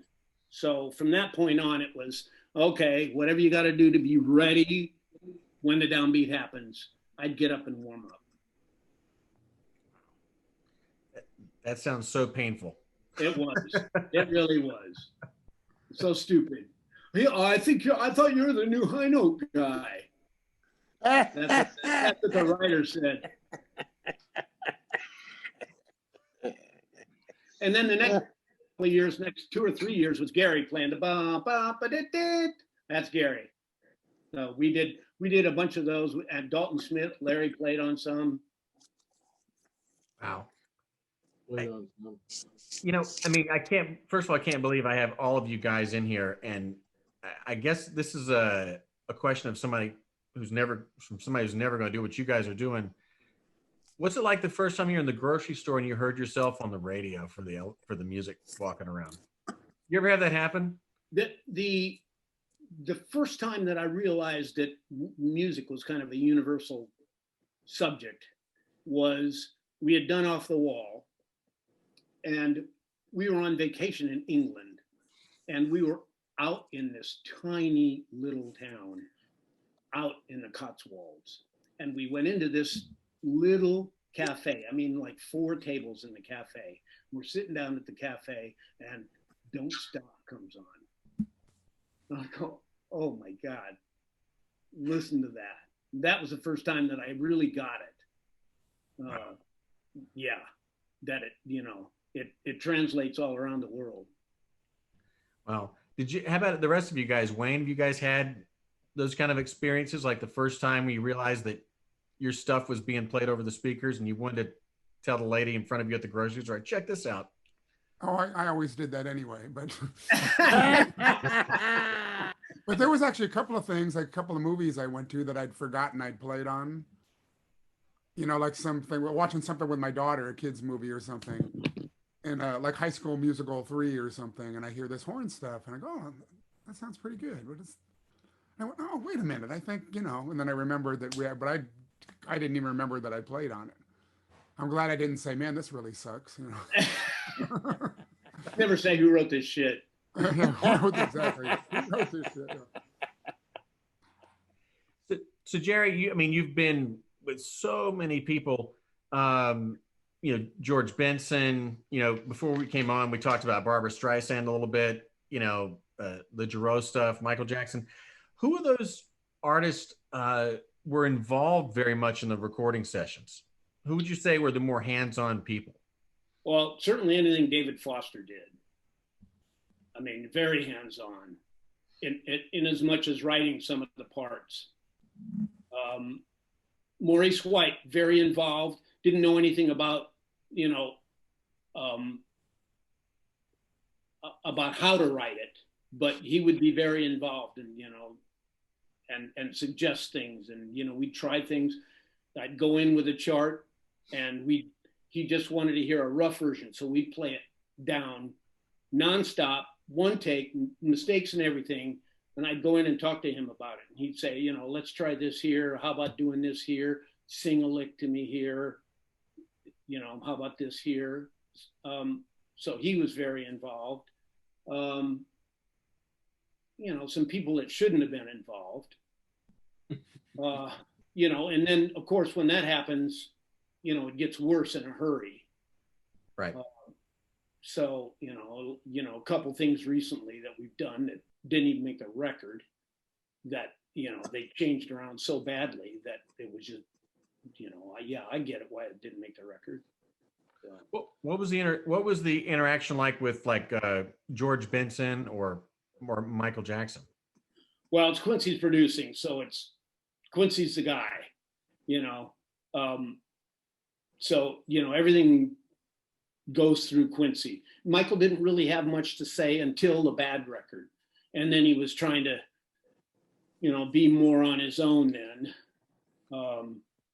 You know, and we got, you know, there was a little bit of a musical hassle, a couple things on that. But, you know, once that got sorted out, and Quincy's still the producer, and Quincy says, we're going to forge on, and he can deal with it. And, you know, and of course, then he ends up loving it, like Speed Demon. Yeah. So one of the things, Jerry, one of the things about you is that you were extremely accommodating to all artists.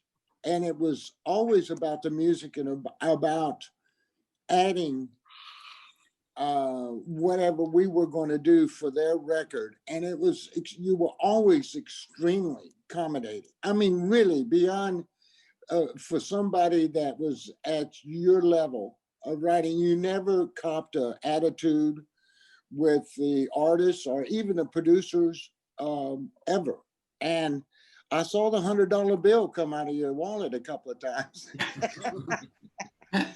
when some guys would challenge Jerry about the chord, you know, that we were playing and how it was being voiced, and because it was always a creative atmosphere from Jerry's writing of how to voice and put funny notes in there that Jerry knew would stretch the harmonic scene a little bit, but how to mask it and make it work where it wasn't sticking out, and all kind of things that Jerry did to make those things work. And sometimes they would tell Jerry, no, that's not the right chord, and it's and Jerry, he wouldn't do it in front of them because he never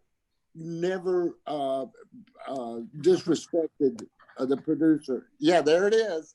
That little $100 bill would come out and it'd go right onto the stand. So me and Bill and were watching Jerry with this, and he would say very quietly, "You want to bet?" Yeah. He'd go in there, and chords come back, and he had absolutely the right chord. But just the way that you approached everybody so professionally and caringly, Jerry, it was all about their music. It wasn't about the miraculous things we did, and it was all about that, you know, about the music. Well, it's their, you know, it's I always thought that, you know, it's their record. So if they want a wrong note there, if they want that, you know, if they want that there, okay, you know, we can do that. It's not what, you know, what I'd want to do, but, or if they want that, you know, some stupid lick in there, okay, fine, we can do that. But, you know, so, you know, you have to deal with that. And there are a lot of personalities you have to deal with too, to get, you know, to get them to like the horn parts even, you know. I had a question from Paul Barron I meant to get to a little while ago, especially I think earlier on. Were you guys playing matching horns? Because let's talk about your equipment a little bit. You played Bach and Calicchio, if I'm. We played Bach. We were playing Bach in Hawaii. Came over here, played Bach, and then that some guy named Chuck Finley was playing a Calicchio, and you know, for some reason he was louder than we were. So we figured maybe we should get Colicchios. So we went down and got Colicchios. We played Colicchios for a while. And then we switched back to Bach. And then we found out that it didn't really have anything to do with the Colicchios. It was Chuck Finley, you know.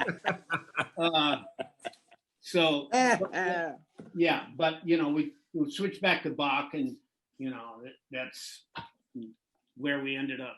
And you're not a big mouthpiece switcher either, if I understand. No, 3C. I think I think, Larry, when at school, did you give me a 3C? Oh, well, I'll tell you when that happened, because you played your 1.5 all through Hawaii days, and then when Charlie called you to go on Woody Herman's band, you decided you needed a smaller mouthpiece.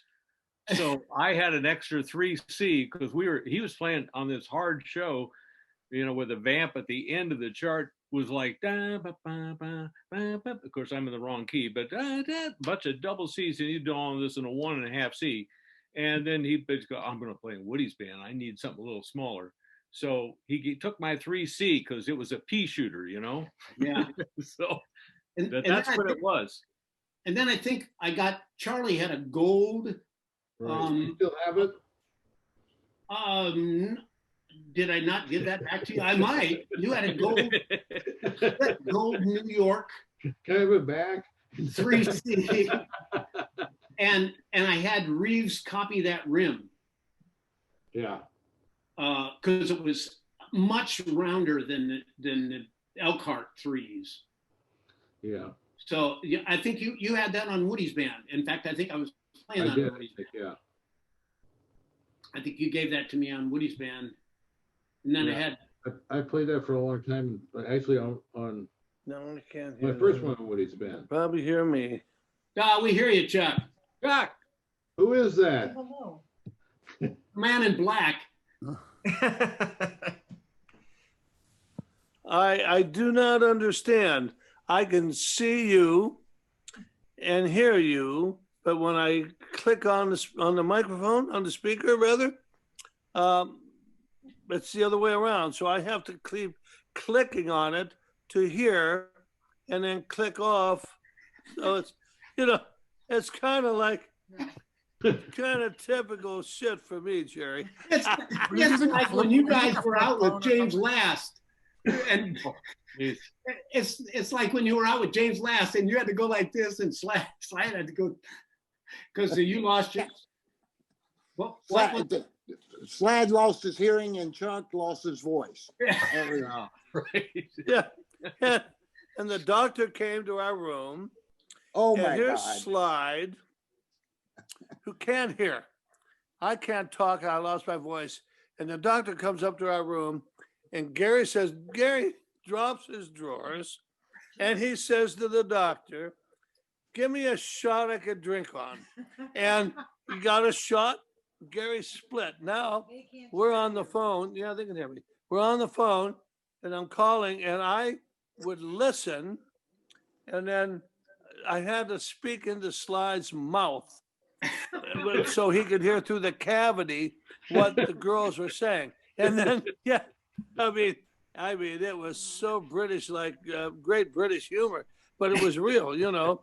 And the girls didn't believe us, which is typical as well. So it was just quite. So then we go down to the bar, and who's sitting at the bar but the doctor? I mean, it was like 4 a.m. Here's the doctor down there drinking shots of whiskey with Gary and Derek Watkins and Slide. Now Slide goes, huh? Because he couldn't hear, and I couldn't talk. Anyhow, now I have to hit the speaker so I can hear you guys. You won't be able to hear me. Yeah, so your troubles here doesn't really surprise me. Yeah. You can't do this on a flip phone, Chuck. Yeah. Oh man, so great times, Chuck. It was so great, man. I'm telling you. And everything is right except of this. I have to hit the speaker to talk, and then hit it back again to hear you guys. I love you guys, Jerry. You're wonderful, and I got to tell you, that introduction in Hawaii was so fantastic because we just kind of ran some shit and went up there and we said, fuck it. You know, what else do we need to do? You know, we didn't need to do anything. So you took me to show me Oahu, and it was absolutely wonderful, man. Hear you. He hears every Now word we I'm hear saying. you. Now we hear See, you. this says you can hear me, right? We hear you. Yeah, great. Yeah, great. Of course you can. All right. Well, listen, I mean, that was, like I said, when I asked you to play, I said, did you play that lick? And you said, I play them all. And then like I said, I knew that, you know, you played it and it wasn't easy at all. And we went in there and Gary and I had to look at each other and say, okay, here we go again. And the result, of course, were like fucking top 10 hits, you know, absolutely incredible. I love it. I'm going to have to hit the speaker so I can hear you. Who was that, Jerry? I don't know. I never saw him before. Oh, so Oh, good. so Jerry, you've played with everybody. Is there anybody that you haven't played with or didn't get to play with that you wish you could have? Well, you know, of course, the Beatles, you know, that kind of stuff. Yeah. You know, before my time. No,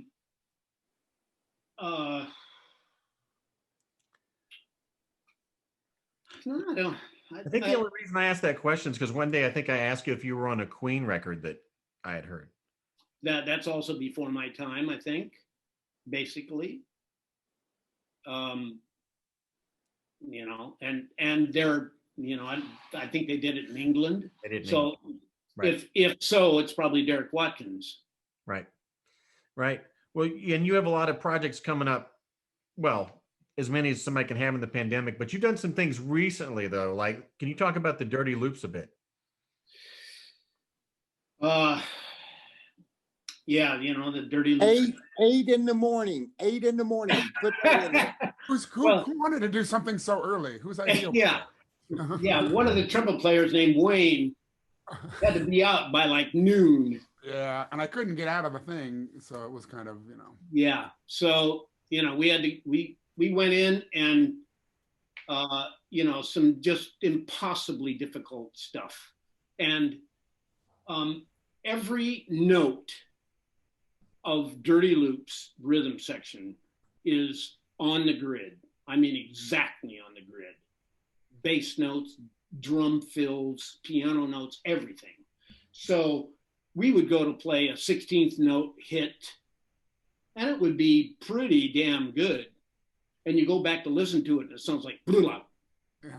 because they're perfect, and we're not. Yeah, they're You know, beyond you could hear four guys. You know, just it was crazy. I don't think I've ever heard something like that. And thank God my son was engineering. I mean, really, he was, as difficult as his music was, he's the only reason that it could be done. Because there was just some things that were in there that were literally impossible to play, that we broke up, and you know, we'd play it, you know, okay, fine, next, you know, next, you know, right, right, okay, great, and then he'd put that together, and then it'd go like that, you know, impossible, except for Dan Higgins, asshole. Yeah, he had to play in front of us so we could hear that it can be done, actually. Yeah, and then he sent it to me voiced out with 5 saxophones. Yeah, so, it was very difficult. You know, the guys were amazing. Wayne sounded just crazy on that. Very difficult. You know, and so involved harmonically. Most songs, when people send me stuff out of the clear blue and they say, you know, we want some horns on this, and okay, well, I get an MP3, and back in the old days, I'd get a cassette or a DAT, you know, so you have to take the form off and stuff. And that would take me, even an involved Foster tune with a lot of changes and stuff would take me 15 minutes. And I'd have all the chords down and all the good voicings and, you know, anything that was guitar part or anything that was really special to it, I'd know that. The dirty loop stuff took me 4 hours to take off, and I had it soloed. It was crazy. So because I wanted, you know, what we were playing, I knew had to be right to what they're playing. So, you know, it just took me forever to take that off. And then, you know, for this impossible stuff to be played, can only be done on Pro Tools. It just couldn't be, you know, couldn't be played live. Wow. Do they have any more projects coming out? They took a break for a while. The drummer and the bass player wanted to be a little more pop, and the singer keyboard player didn't want to be. And they've kind of come to sort of a middle ground, I think, now. So I think they're talking about it again. The singer is signed to Quincy. So we'll see. I know they put out a couple of their videos again of some pretty great stuff. Yeah. And there, I think there were some horns on it, and I don't know who did those. That were very good. Yeah, it was, you know, it was great. It was a, you know, great experience. And I was hoping so much for those guys. That he's an amazing singer. The band, the drummer and the bass player are crazy great. I mean, Vinny Colaiuta, great, and any bass player you can think of, great for the bass player. Yeah. Fantastic. So. Well, I know you brought up your son Andrew a little bit, and I'm sure everybody here can attest to what his skills are like. Can you kind of talk about his skills and how he developed those? Well, you know, he's been around, you know, my stuff obviously his whole life. So Yep. He's listened to a lot. He played piano through high school, likes all kinds of music and listens to all kinds of music. And so he's playing when he is now a senior in high school. And so he's been playing piano for 10 years probably. And he's playing some difficult Chopin pieces. And he's playing something and he's not playing it right, a right note or something. And I said, Andrew, well, what's that note right there? I don't know. Well, what do you mean you don't know? What's that note right there? I have no idea. What? His teacher was giving him CDs of the piece, and he would listen to them, memorize them, and then hash it out on piano.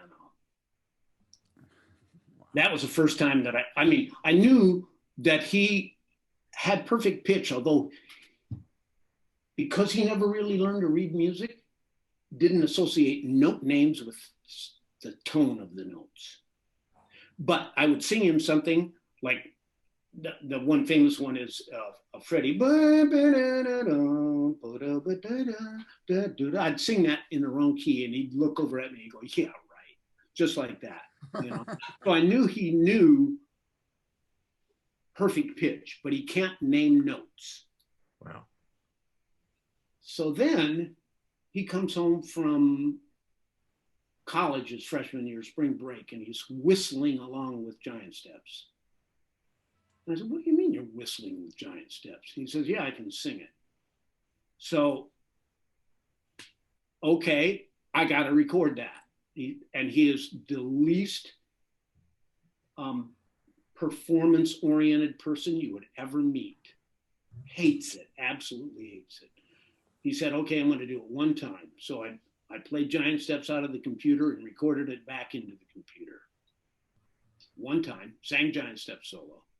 What? Yeah, I can do lots of others too. Well, you sing Clifford Brown and Freddie and, you know, all these solos and stuff. Just, it's crazy. And so then I gave it to Gary, of course, and Gary's, you know, playing it for everybody. And Harvey Mason Sr., the drummer, happens to hear it. And Harvey Mason Jr., the producer, happens to be looking for an engineer.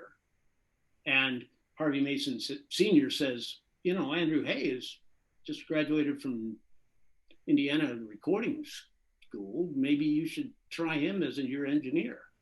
He's been there 13 years now. So just because of that. So he's crazy, and he has like, so one, he's got unbelievable ears, and he knows what stuff's supposed to sound like. He's got my microphones. He knows our setup. He knows the drill, and his computer skills, Pro Tools and Melodyne, are just stupid. So we go in there to do a chart, and a chart that would normally take maybe an hour and a half or something is like literally 15 minutes. It's just, it's crazy. And it sounds amazing. And, you know, and by the time you say, maybe we should do another one, It's fixed. Yeah. It's amazing. It's amazing. I mean, the most pleasurable time you can have in a studio. Wow. Wow. Hey, there's Chuck. He made it. Andrew is truly You know, the, Jerry, I just had to go and get some. We made Hey. chicken soup, you know. So I went to we get can- some broth, and it's too hot to drink. I don't want to burn my tongue and my chops. Of course, right now, these days, it's okay, you know. I mean, I don't want to burn them, so I'm going to let them cool off. But listen, I have to tell you, this is what a treat. And I got to say, Mark, thank you so much for putting this together. Really, thank you. To have Jerry. Yeah. My goodness, you know, we had some unbelievable times, and still will. You know, as soon as this pandemic's over, we're going to be back in there doing it again. So for all the people out there listening, right here, what you're seeing and who you're listening to, you got the best. I mean, the best is best I've ever known. You know, there's other people that have passed on, but they're in our souls. So what we play, we learn from them. You know, when you sit next to Snooky, or you sit next to Jerry, you sit next to Gary, you sit next to Sweets, you sit next to, you know, my goodness, I can go down the line, but those are things that you can't get in a lesson. You just can't. You know, Bill Adam taught you how the horn works and how you're supposed to, how the air has to move, and Carmine Caruso did the same thing. The methods are basically the same. It's all about sound. That's what Vince DeRosa, who just turned 100, said. Yeah. It's all about sound. Yeah. And from there, you can take it technically wherever you want to go. And Jerry sure put us through the technical shit. There's no doubt about it. With sound, though, with sound. And that's what was the most important thing. And he mentioned that before. He talked about the sound. That's what Bill Adam was about. And when you think about it, you know, Chet Baker had his sound. It's, we all have different signatures. And when you hear a Jerry Hayes short, and well, I mean, who else wrote it? Nobody. Jerry did. He was the one. And people can try to be wannabes all they want. And there's some good ones out there, some real good kids out there, you know. But they're not Jerry. Jerry's different, and he's not. And Gary's Gary, and we're all different, you know. But when we get together, we are quite a team, I would have to say. Many Super Bowls and many NBA titles, huh, Jerry? Yeah, definitely. Yeah. I gotta put you here to hear you. You can't hear me now.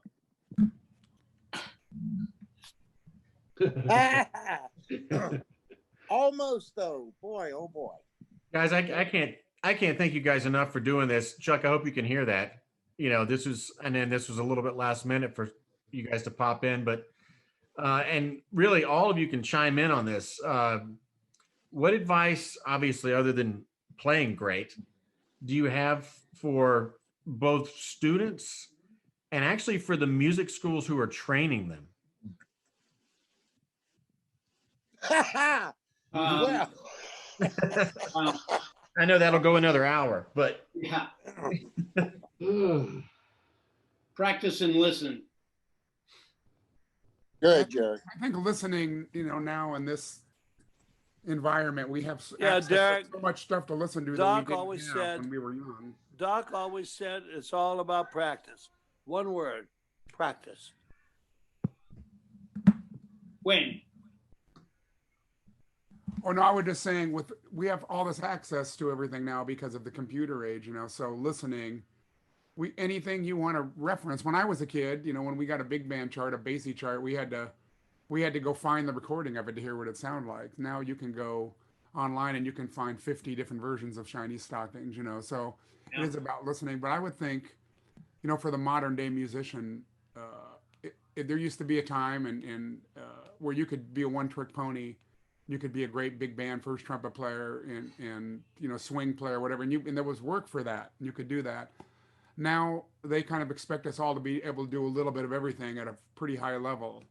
So some of us that never thought about being a classical trumpet player later in life, I've had to kind of relearn what I know and take lessons with classical trumpet teachers and learn. Larry Hall has shown me a lot of stuff over the years here. I probably worked with Larry more than anybody here because we did shows together. So we were in the pit 8 shows a week, and I learned so much from Larry and playing with Charlie and Chuck. I've learned a little bit from all of them, and I think we just take those little stylistic things and get to use them as tools in different environments. So I tell kids that, man, get involved in writing, get involved in the technology, recording, which a lot of people are now because of this pandemic, and be the most versatile, well-rounded player you can. You can have your specialty, but you really have to be able to play third trumpet in a legit setting. And if they need a Dixieland melody, you need to know how to interpret that, and it'll make you a hireable commodity.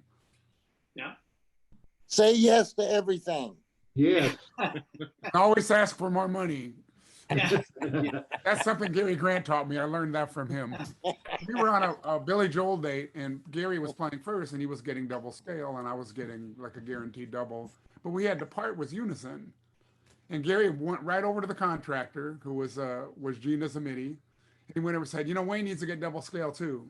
She goes, well, why is that? She goes, well, it's the exact same part, so we both need to get double scale. She goes, okay. I said, Gary, from now on, you are my financial advisor and my business partner. Deservedly so, Wayno. Yeah, man. Not everybody would do that. I don't want to mention any names. They're not here, but the thing I think about the time right now, barring the scamdemic, is the different time for people to work because of the diminishing amount of those things that we did. I mean, all the stuff that Chuck did before we came to town, Jerry was with Jim Horn and Big Jim and all that rock and roll stuff that they did, and big bands and features, and of course Chuck came up through the big bands and with Buddy Rich's band and other bands. That's not here anymore, so that you could really go out of high school, go into college, and from there go on the road and get some chops of what it's like to be a working 6 nights, 7 nights a week trumpet player, like Charlie did and Larry did. And we all were lucky to come through that era in that time. And that is not happening anymore. So it's going to be as great, but it's not going to be like we did it. It's going to be a different thing, I think, and like Wayne says and Jerry says, listening and put your time into your craft, be able to do as versatile as you can be. Right. And boy, there's a lot of great players out there. There really is. They'll make their own signatures, whatever, and so we just gotta I'm looking forward to what's going to come out of all of this, because when we came on the scene, Jerry, and Chuck, I thought that, man, there's nobody ever been like us. And I was right in a sense, but you go back before us, you got to tip your hat to those guys before us. There was so many great trumpet players and musicians that came up through the 30s and the 40s and the 50s. Yuan Races, whatever. Those people, they did it differently. They did it in a very stylistic way, respectful way, and they had their Manny Klein had it down, man. He could play jazz, bebop, classical, cornet, virtuoso. All those people were very well trained, and they spent time in that back room, and like Chuck says, go for the sound. And Jerry it was always about sound. Lord of mercy. Yeah, it's good. That's my two cents. One thing I like to say is that the network that we have here, the generosity that Jerry has always shown to everybody, and done stuff or when asked of him, just to the maximum. It was never a half-assed job or something like that. Everything he did was top level, and that's because of his excellence that he has a part of him, but also that generosity thing. And all you guys on this screen are like that. And I've experienced that in my own personal life from every one of these individuals, the generosity that has been the brotherhood that we've had and the friendship. And I love every one of you. Oh, thanks. Yeah, Larry, thank you. Larry, man. It's no, this bunch of guys. I wanna now, if I can here talk a minute for a second. Can you hear me? Yeah. That's always the joke with me. Can you hear me? You can always hear me in the studio, but Yeah, not here. Yeah, we can. Yeah. Anyhow, what Larry said is so perfect. It's right on the money, Jerry. Gary, Larry, my goodness, we're a family that is so unique. There's never been at any time. There's never been like any kind of a battle. That doesn't exist. That's not music. It was always about helping each other through something and making it better. It was always about the final product. And when you'd leave, I would always say, thank you and good luck. Because there was so much that we did. And I mean, we were so busy that we would go from one session to another session to another session, all different artists. And it was always like, hey, a lot of tracks, even if I didn't particularly like it, it's okay. I always said, good luck, because how many Mickey Mouse tracks did we do that were like top 10, there's always a hook or a catch, and Jerry, that's what you have in your writing, always has, there's a hook. And that hook is something that you can't sleep at night because it runs through your head. That's so important. I mean, what a drag it would be to go to sleep and not be able to sing a lick that you really dig or that you did that day, Well, with you, Jerry, some of the real fast, intricate licks, I mean, of course you could sing it, and those are the ones that really kept me up, I would be singing that and saying, Jesus, Jerry, come on. But with beauty, it was all beautiful, We got through it with it was, you know what? It's hard, and technically, all the technical stuff you wrote, Jerry, it laid perfect. And that's like I said earlier, when you played it, you played the lick. So you knew it was playable and that it fit in the track. And that is the music. That's the artistic Jerry Hay right there for you. It was just beautiful, Jerry. I appreciate every note that I ever played that you wrote. Oh my God. Way too I always many. loved it. There were Wait, way I click on it. There were way too many. Too many notes. Hey, Mark. No, there weren't. They were perfect, Jerry. Hey, Wayne. Hey, yeah, Mark, you had asked earlier about, Jerry being starstruck around anybody. And I know this sounds corny, and I'm not just saying that because they're all on the screen here, but I've told Jerry this before, but I'm still starstruck when I work with any of the cats you see on the screen here. I'm 10 years younger than these guys. I think I'm 10 years behind all of you or so. I don't know. More than that from Gary, I think, you know. And I'm old. And I remember meeting Jerry for the first time after seeing his name on countless albums that I owned, and we might have talked about this before, but the first session I did with you was for Paul Anka. It was a jingle that Randy Kerber had done, and he brought you in, and you played with the Paul Anka horn section at the time. God, I don't remember that. It was at Bell Sound, and Wow. and it was Larry Lunetta was my second trumpet player at the time, but they canned him so we could bring you in, and John Cross and Andy Martin. I think it's the first time you'd met Andy too. Wow. And the horn section was good, and you came in and played first trumpet, and it was fairly hard, you know. But I remember I was just like as nervous as a hooker in church, man. It's like, oh man, Jerry, hey, my God, man. And we sat down, and you couldn't have been nicer, and you introduced yourself, and you clammed up high E early on or something. And you went, good here, and immediately it relieved me of any nervousness. You know, because my part was down an octave, so it was no problem.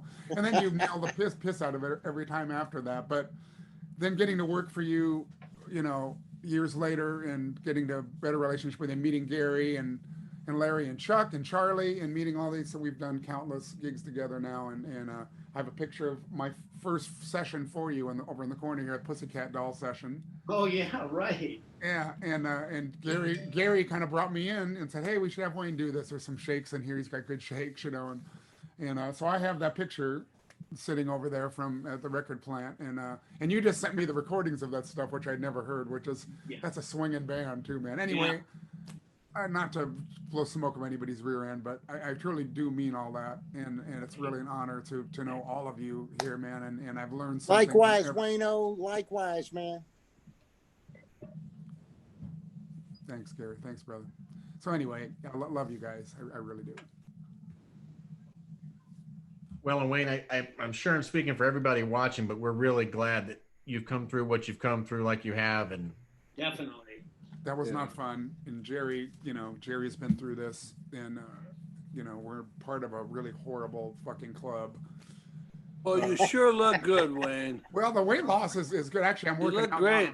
I'm hiking, and I'm going to. I'm trying to get my chops back together. My lips are thinner, so it's creating some issues. I have some wind issues, and I'm working through all of this stuff. That's getting better and better. And I'm home recording here and doing stuff. And is it true, Wayne, that what Dalton said, that when you lose a lot of weight, it looks bigger?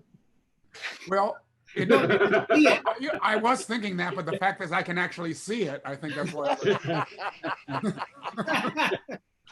So anyway, I get a PET scan in 3 weeks, my first PET scan. And the odds are good. I mean, this cancer, as the doctor told me, goes, if you're going to get cancer, this is the cancer to get.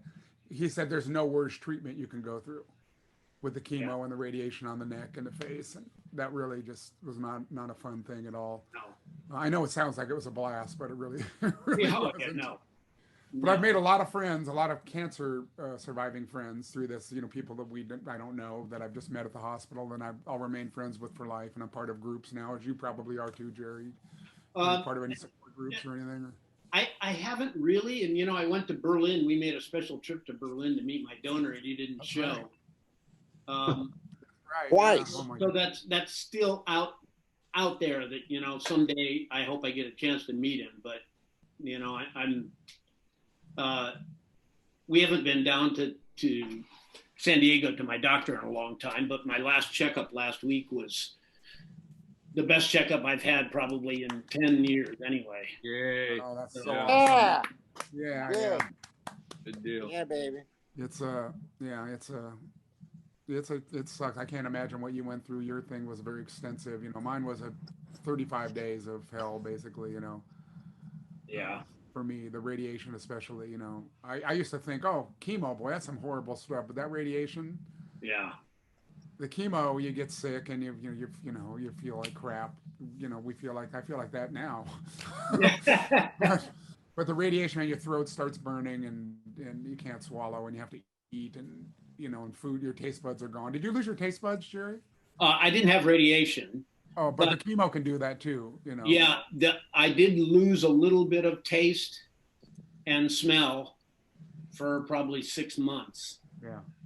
Yeah. God forbid, I didn't have any wine for, I don't know, a year probably, which Oh my that's, God, that's horrible. Yeah, that's just horrible. Absolutely horrible. But because I open a bottle and I couldn't. There was nothing. Yeah, same for me. Food, just bland or horrible. Sweets were horrible. That wine was horrible. Now, that's all back. I'd say I'm 90% back. So Good. Yeah, so I can have some of that wine with you sometime. Yeah, absolutely. Well, I owe you a good bottle. I have a few.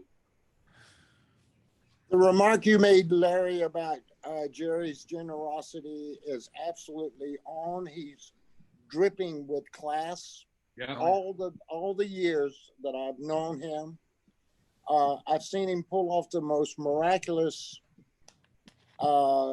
train wrecks of other people's writings and arrangements and instances, and make it into a wonderful experience.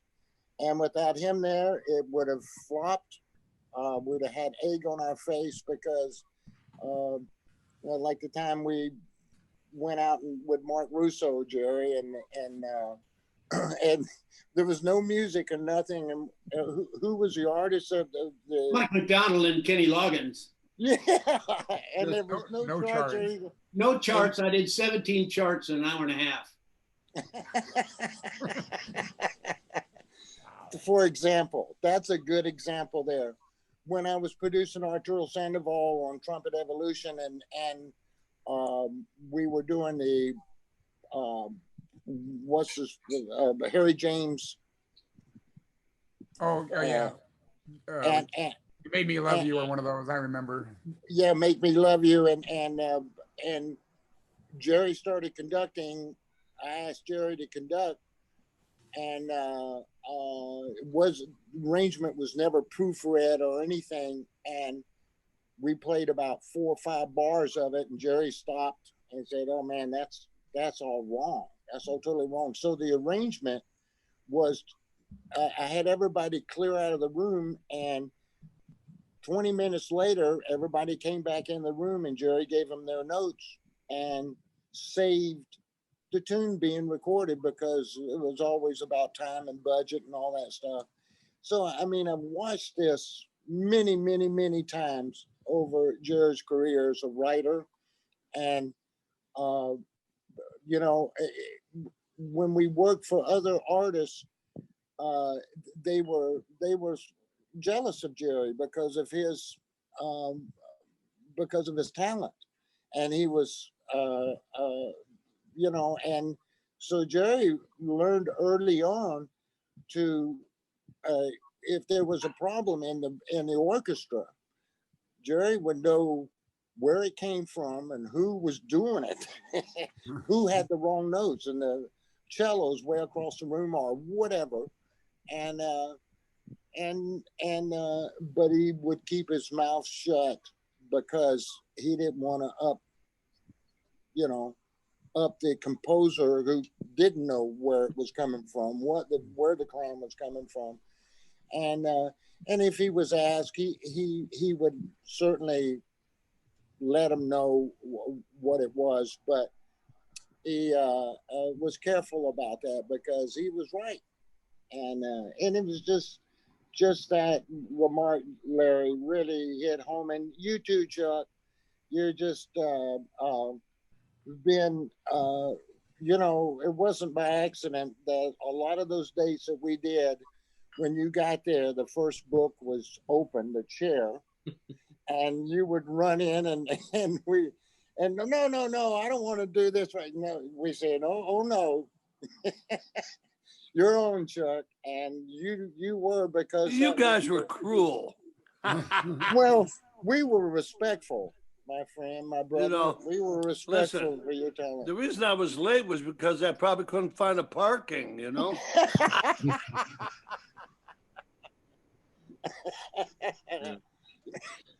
It was just wonderful, Jerry. Thank you for all those years, and like Wayne says, man, this group here is just a fantastic bunch of people that have a good soul, and it's been remarkably beautiful for me. When I look back at my life and being around all you guys have been, you know, and I can include Larry Williams and Dan Higgins and Kim Hutchcroft and a whole bunch of people that have made my life sort of like a dream come true. Thank you all, man. Definitely. Sure. Thank you. My wall Yo, Gary. behind. So, Jerry, love you, and I think I am gonna sign off and maybe have a little piece of chicken right now, Do that. and a Pinot Noir for you, Jerry. Oh, good. Perfect. It's not one of your real good ones, but it's fine. That's good. It's Perfect. Yo, Chuck. Yeah, Chuck. Thank you, Chuck, for coming in. Yeah, Chuck, love you, man. Thank you for the call the other day, Chuck. We're not hearing you now. We're not hearing him. My wall behind me has pictures of all no, you I said when Gary and I would take a break, a 10-minute break, and wherever we were, you would buy boxes of beautiful wines that you're still drinking to this day, and I think that's absolutely fantastic. You got something to show for it. It's all Pystrup's. Yeah, it's all Pystrup's fault. I wish I'd have known him. Those sounded like some fun sessions, man. Oh, the best. In fact, guys, I talked to him yesterday. Wow. To Pystrup, yeah. He's doing okay. You know, he had cochlear implant. But, you know, same old funny attitude and, you know, still great. So, Wow. you know, we hope to see Good. get together at some point. I'm Yeah, glad that you carried would on be the good. tradition of bringing good wine to sessions, though, Jerry. Uh, Hey, guys, Jerry, I'll I'm never gonna be able sign to off. that, Wayne. Bye, Chuck. Hi, Chuck. Chuck. See you, Chuck. What was that, Jerry? What did you say? His mouth is. Would you hear me? I'm gonna sign off, Jerry. Pystrup would bring down 2 Okay. cases of wine. Well, Pystrup, he would bring down can't 2 even do cases. that. Good luck.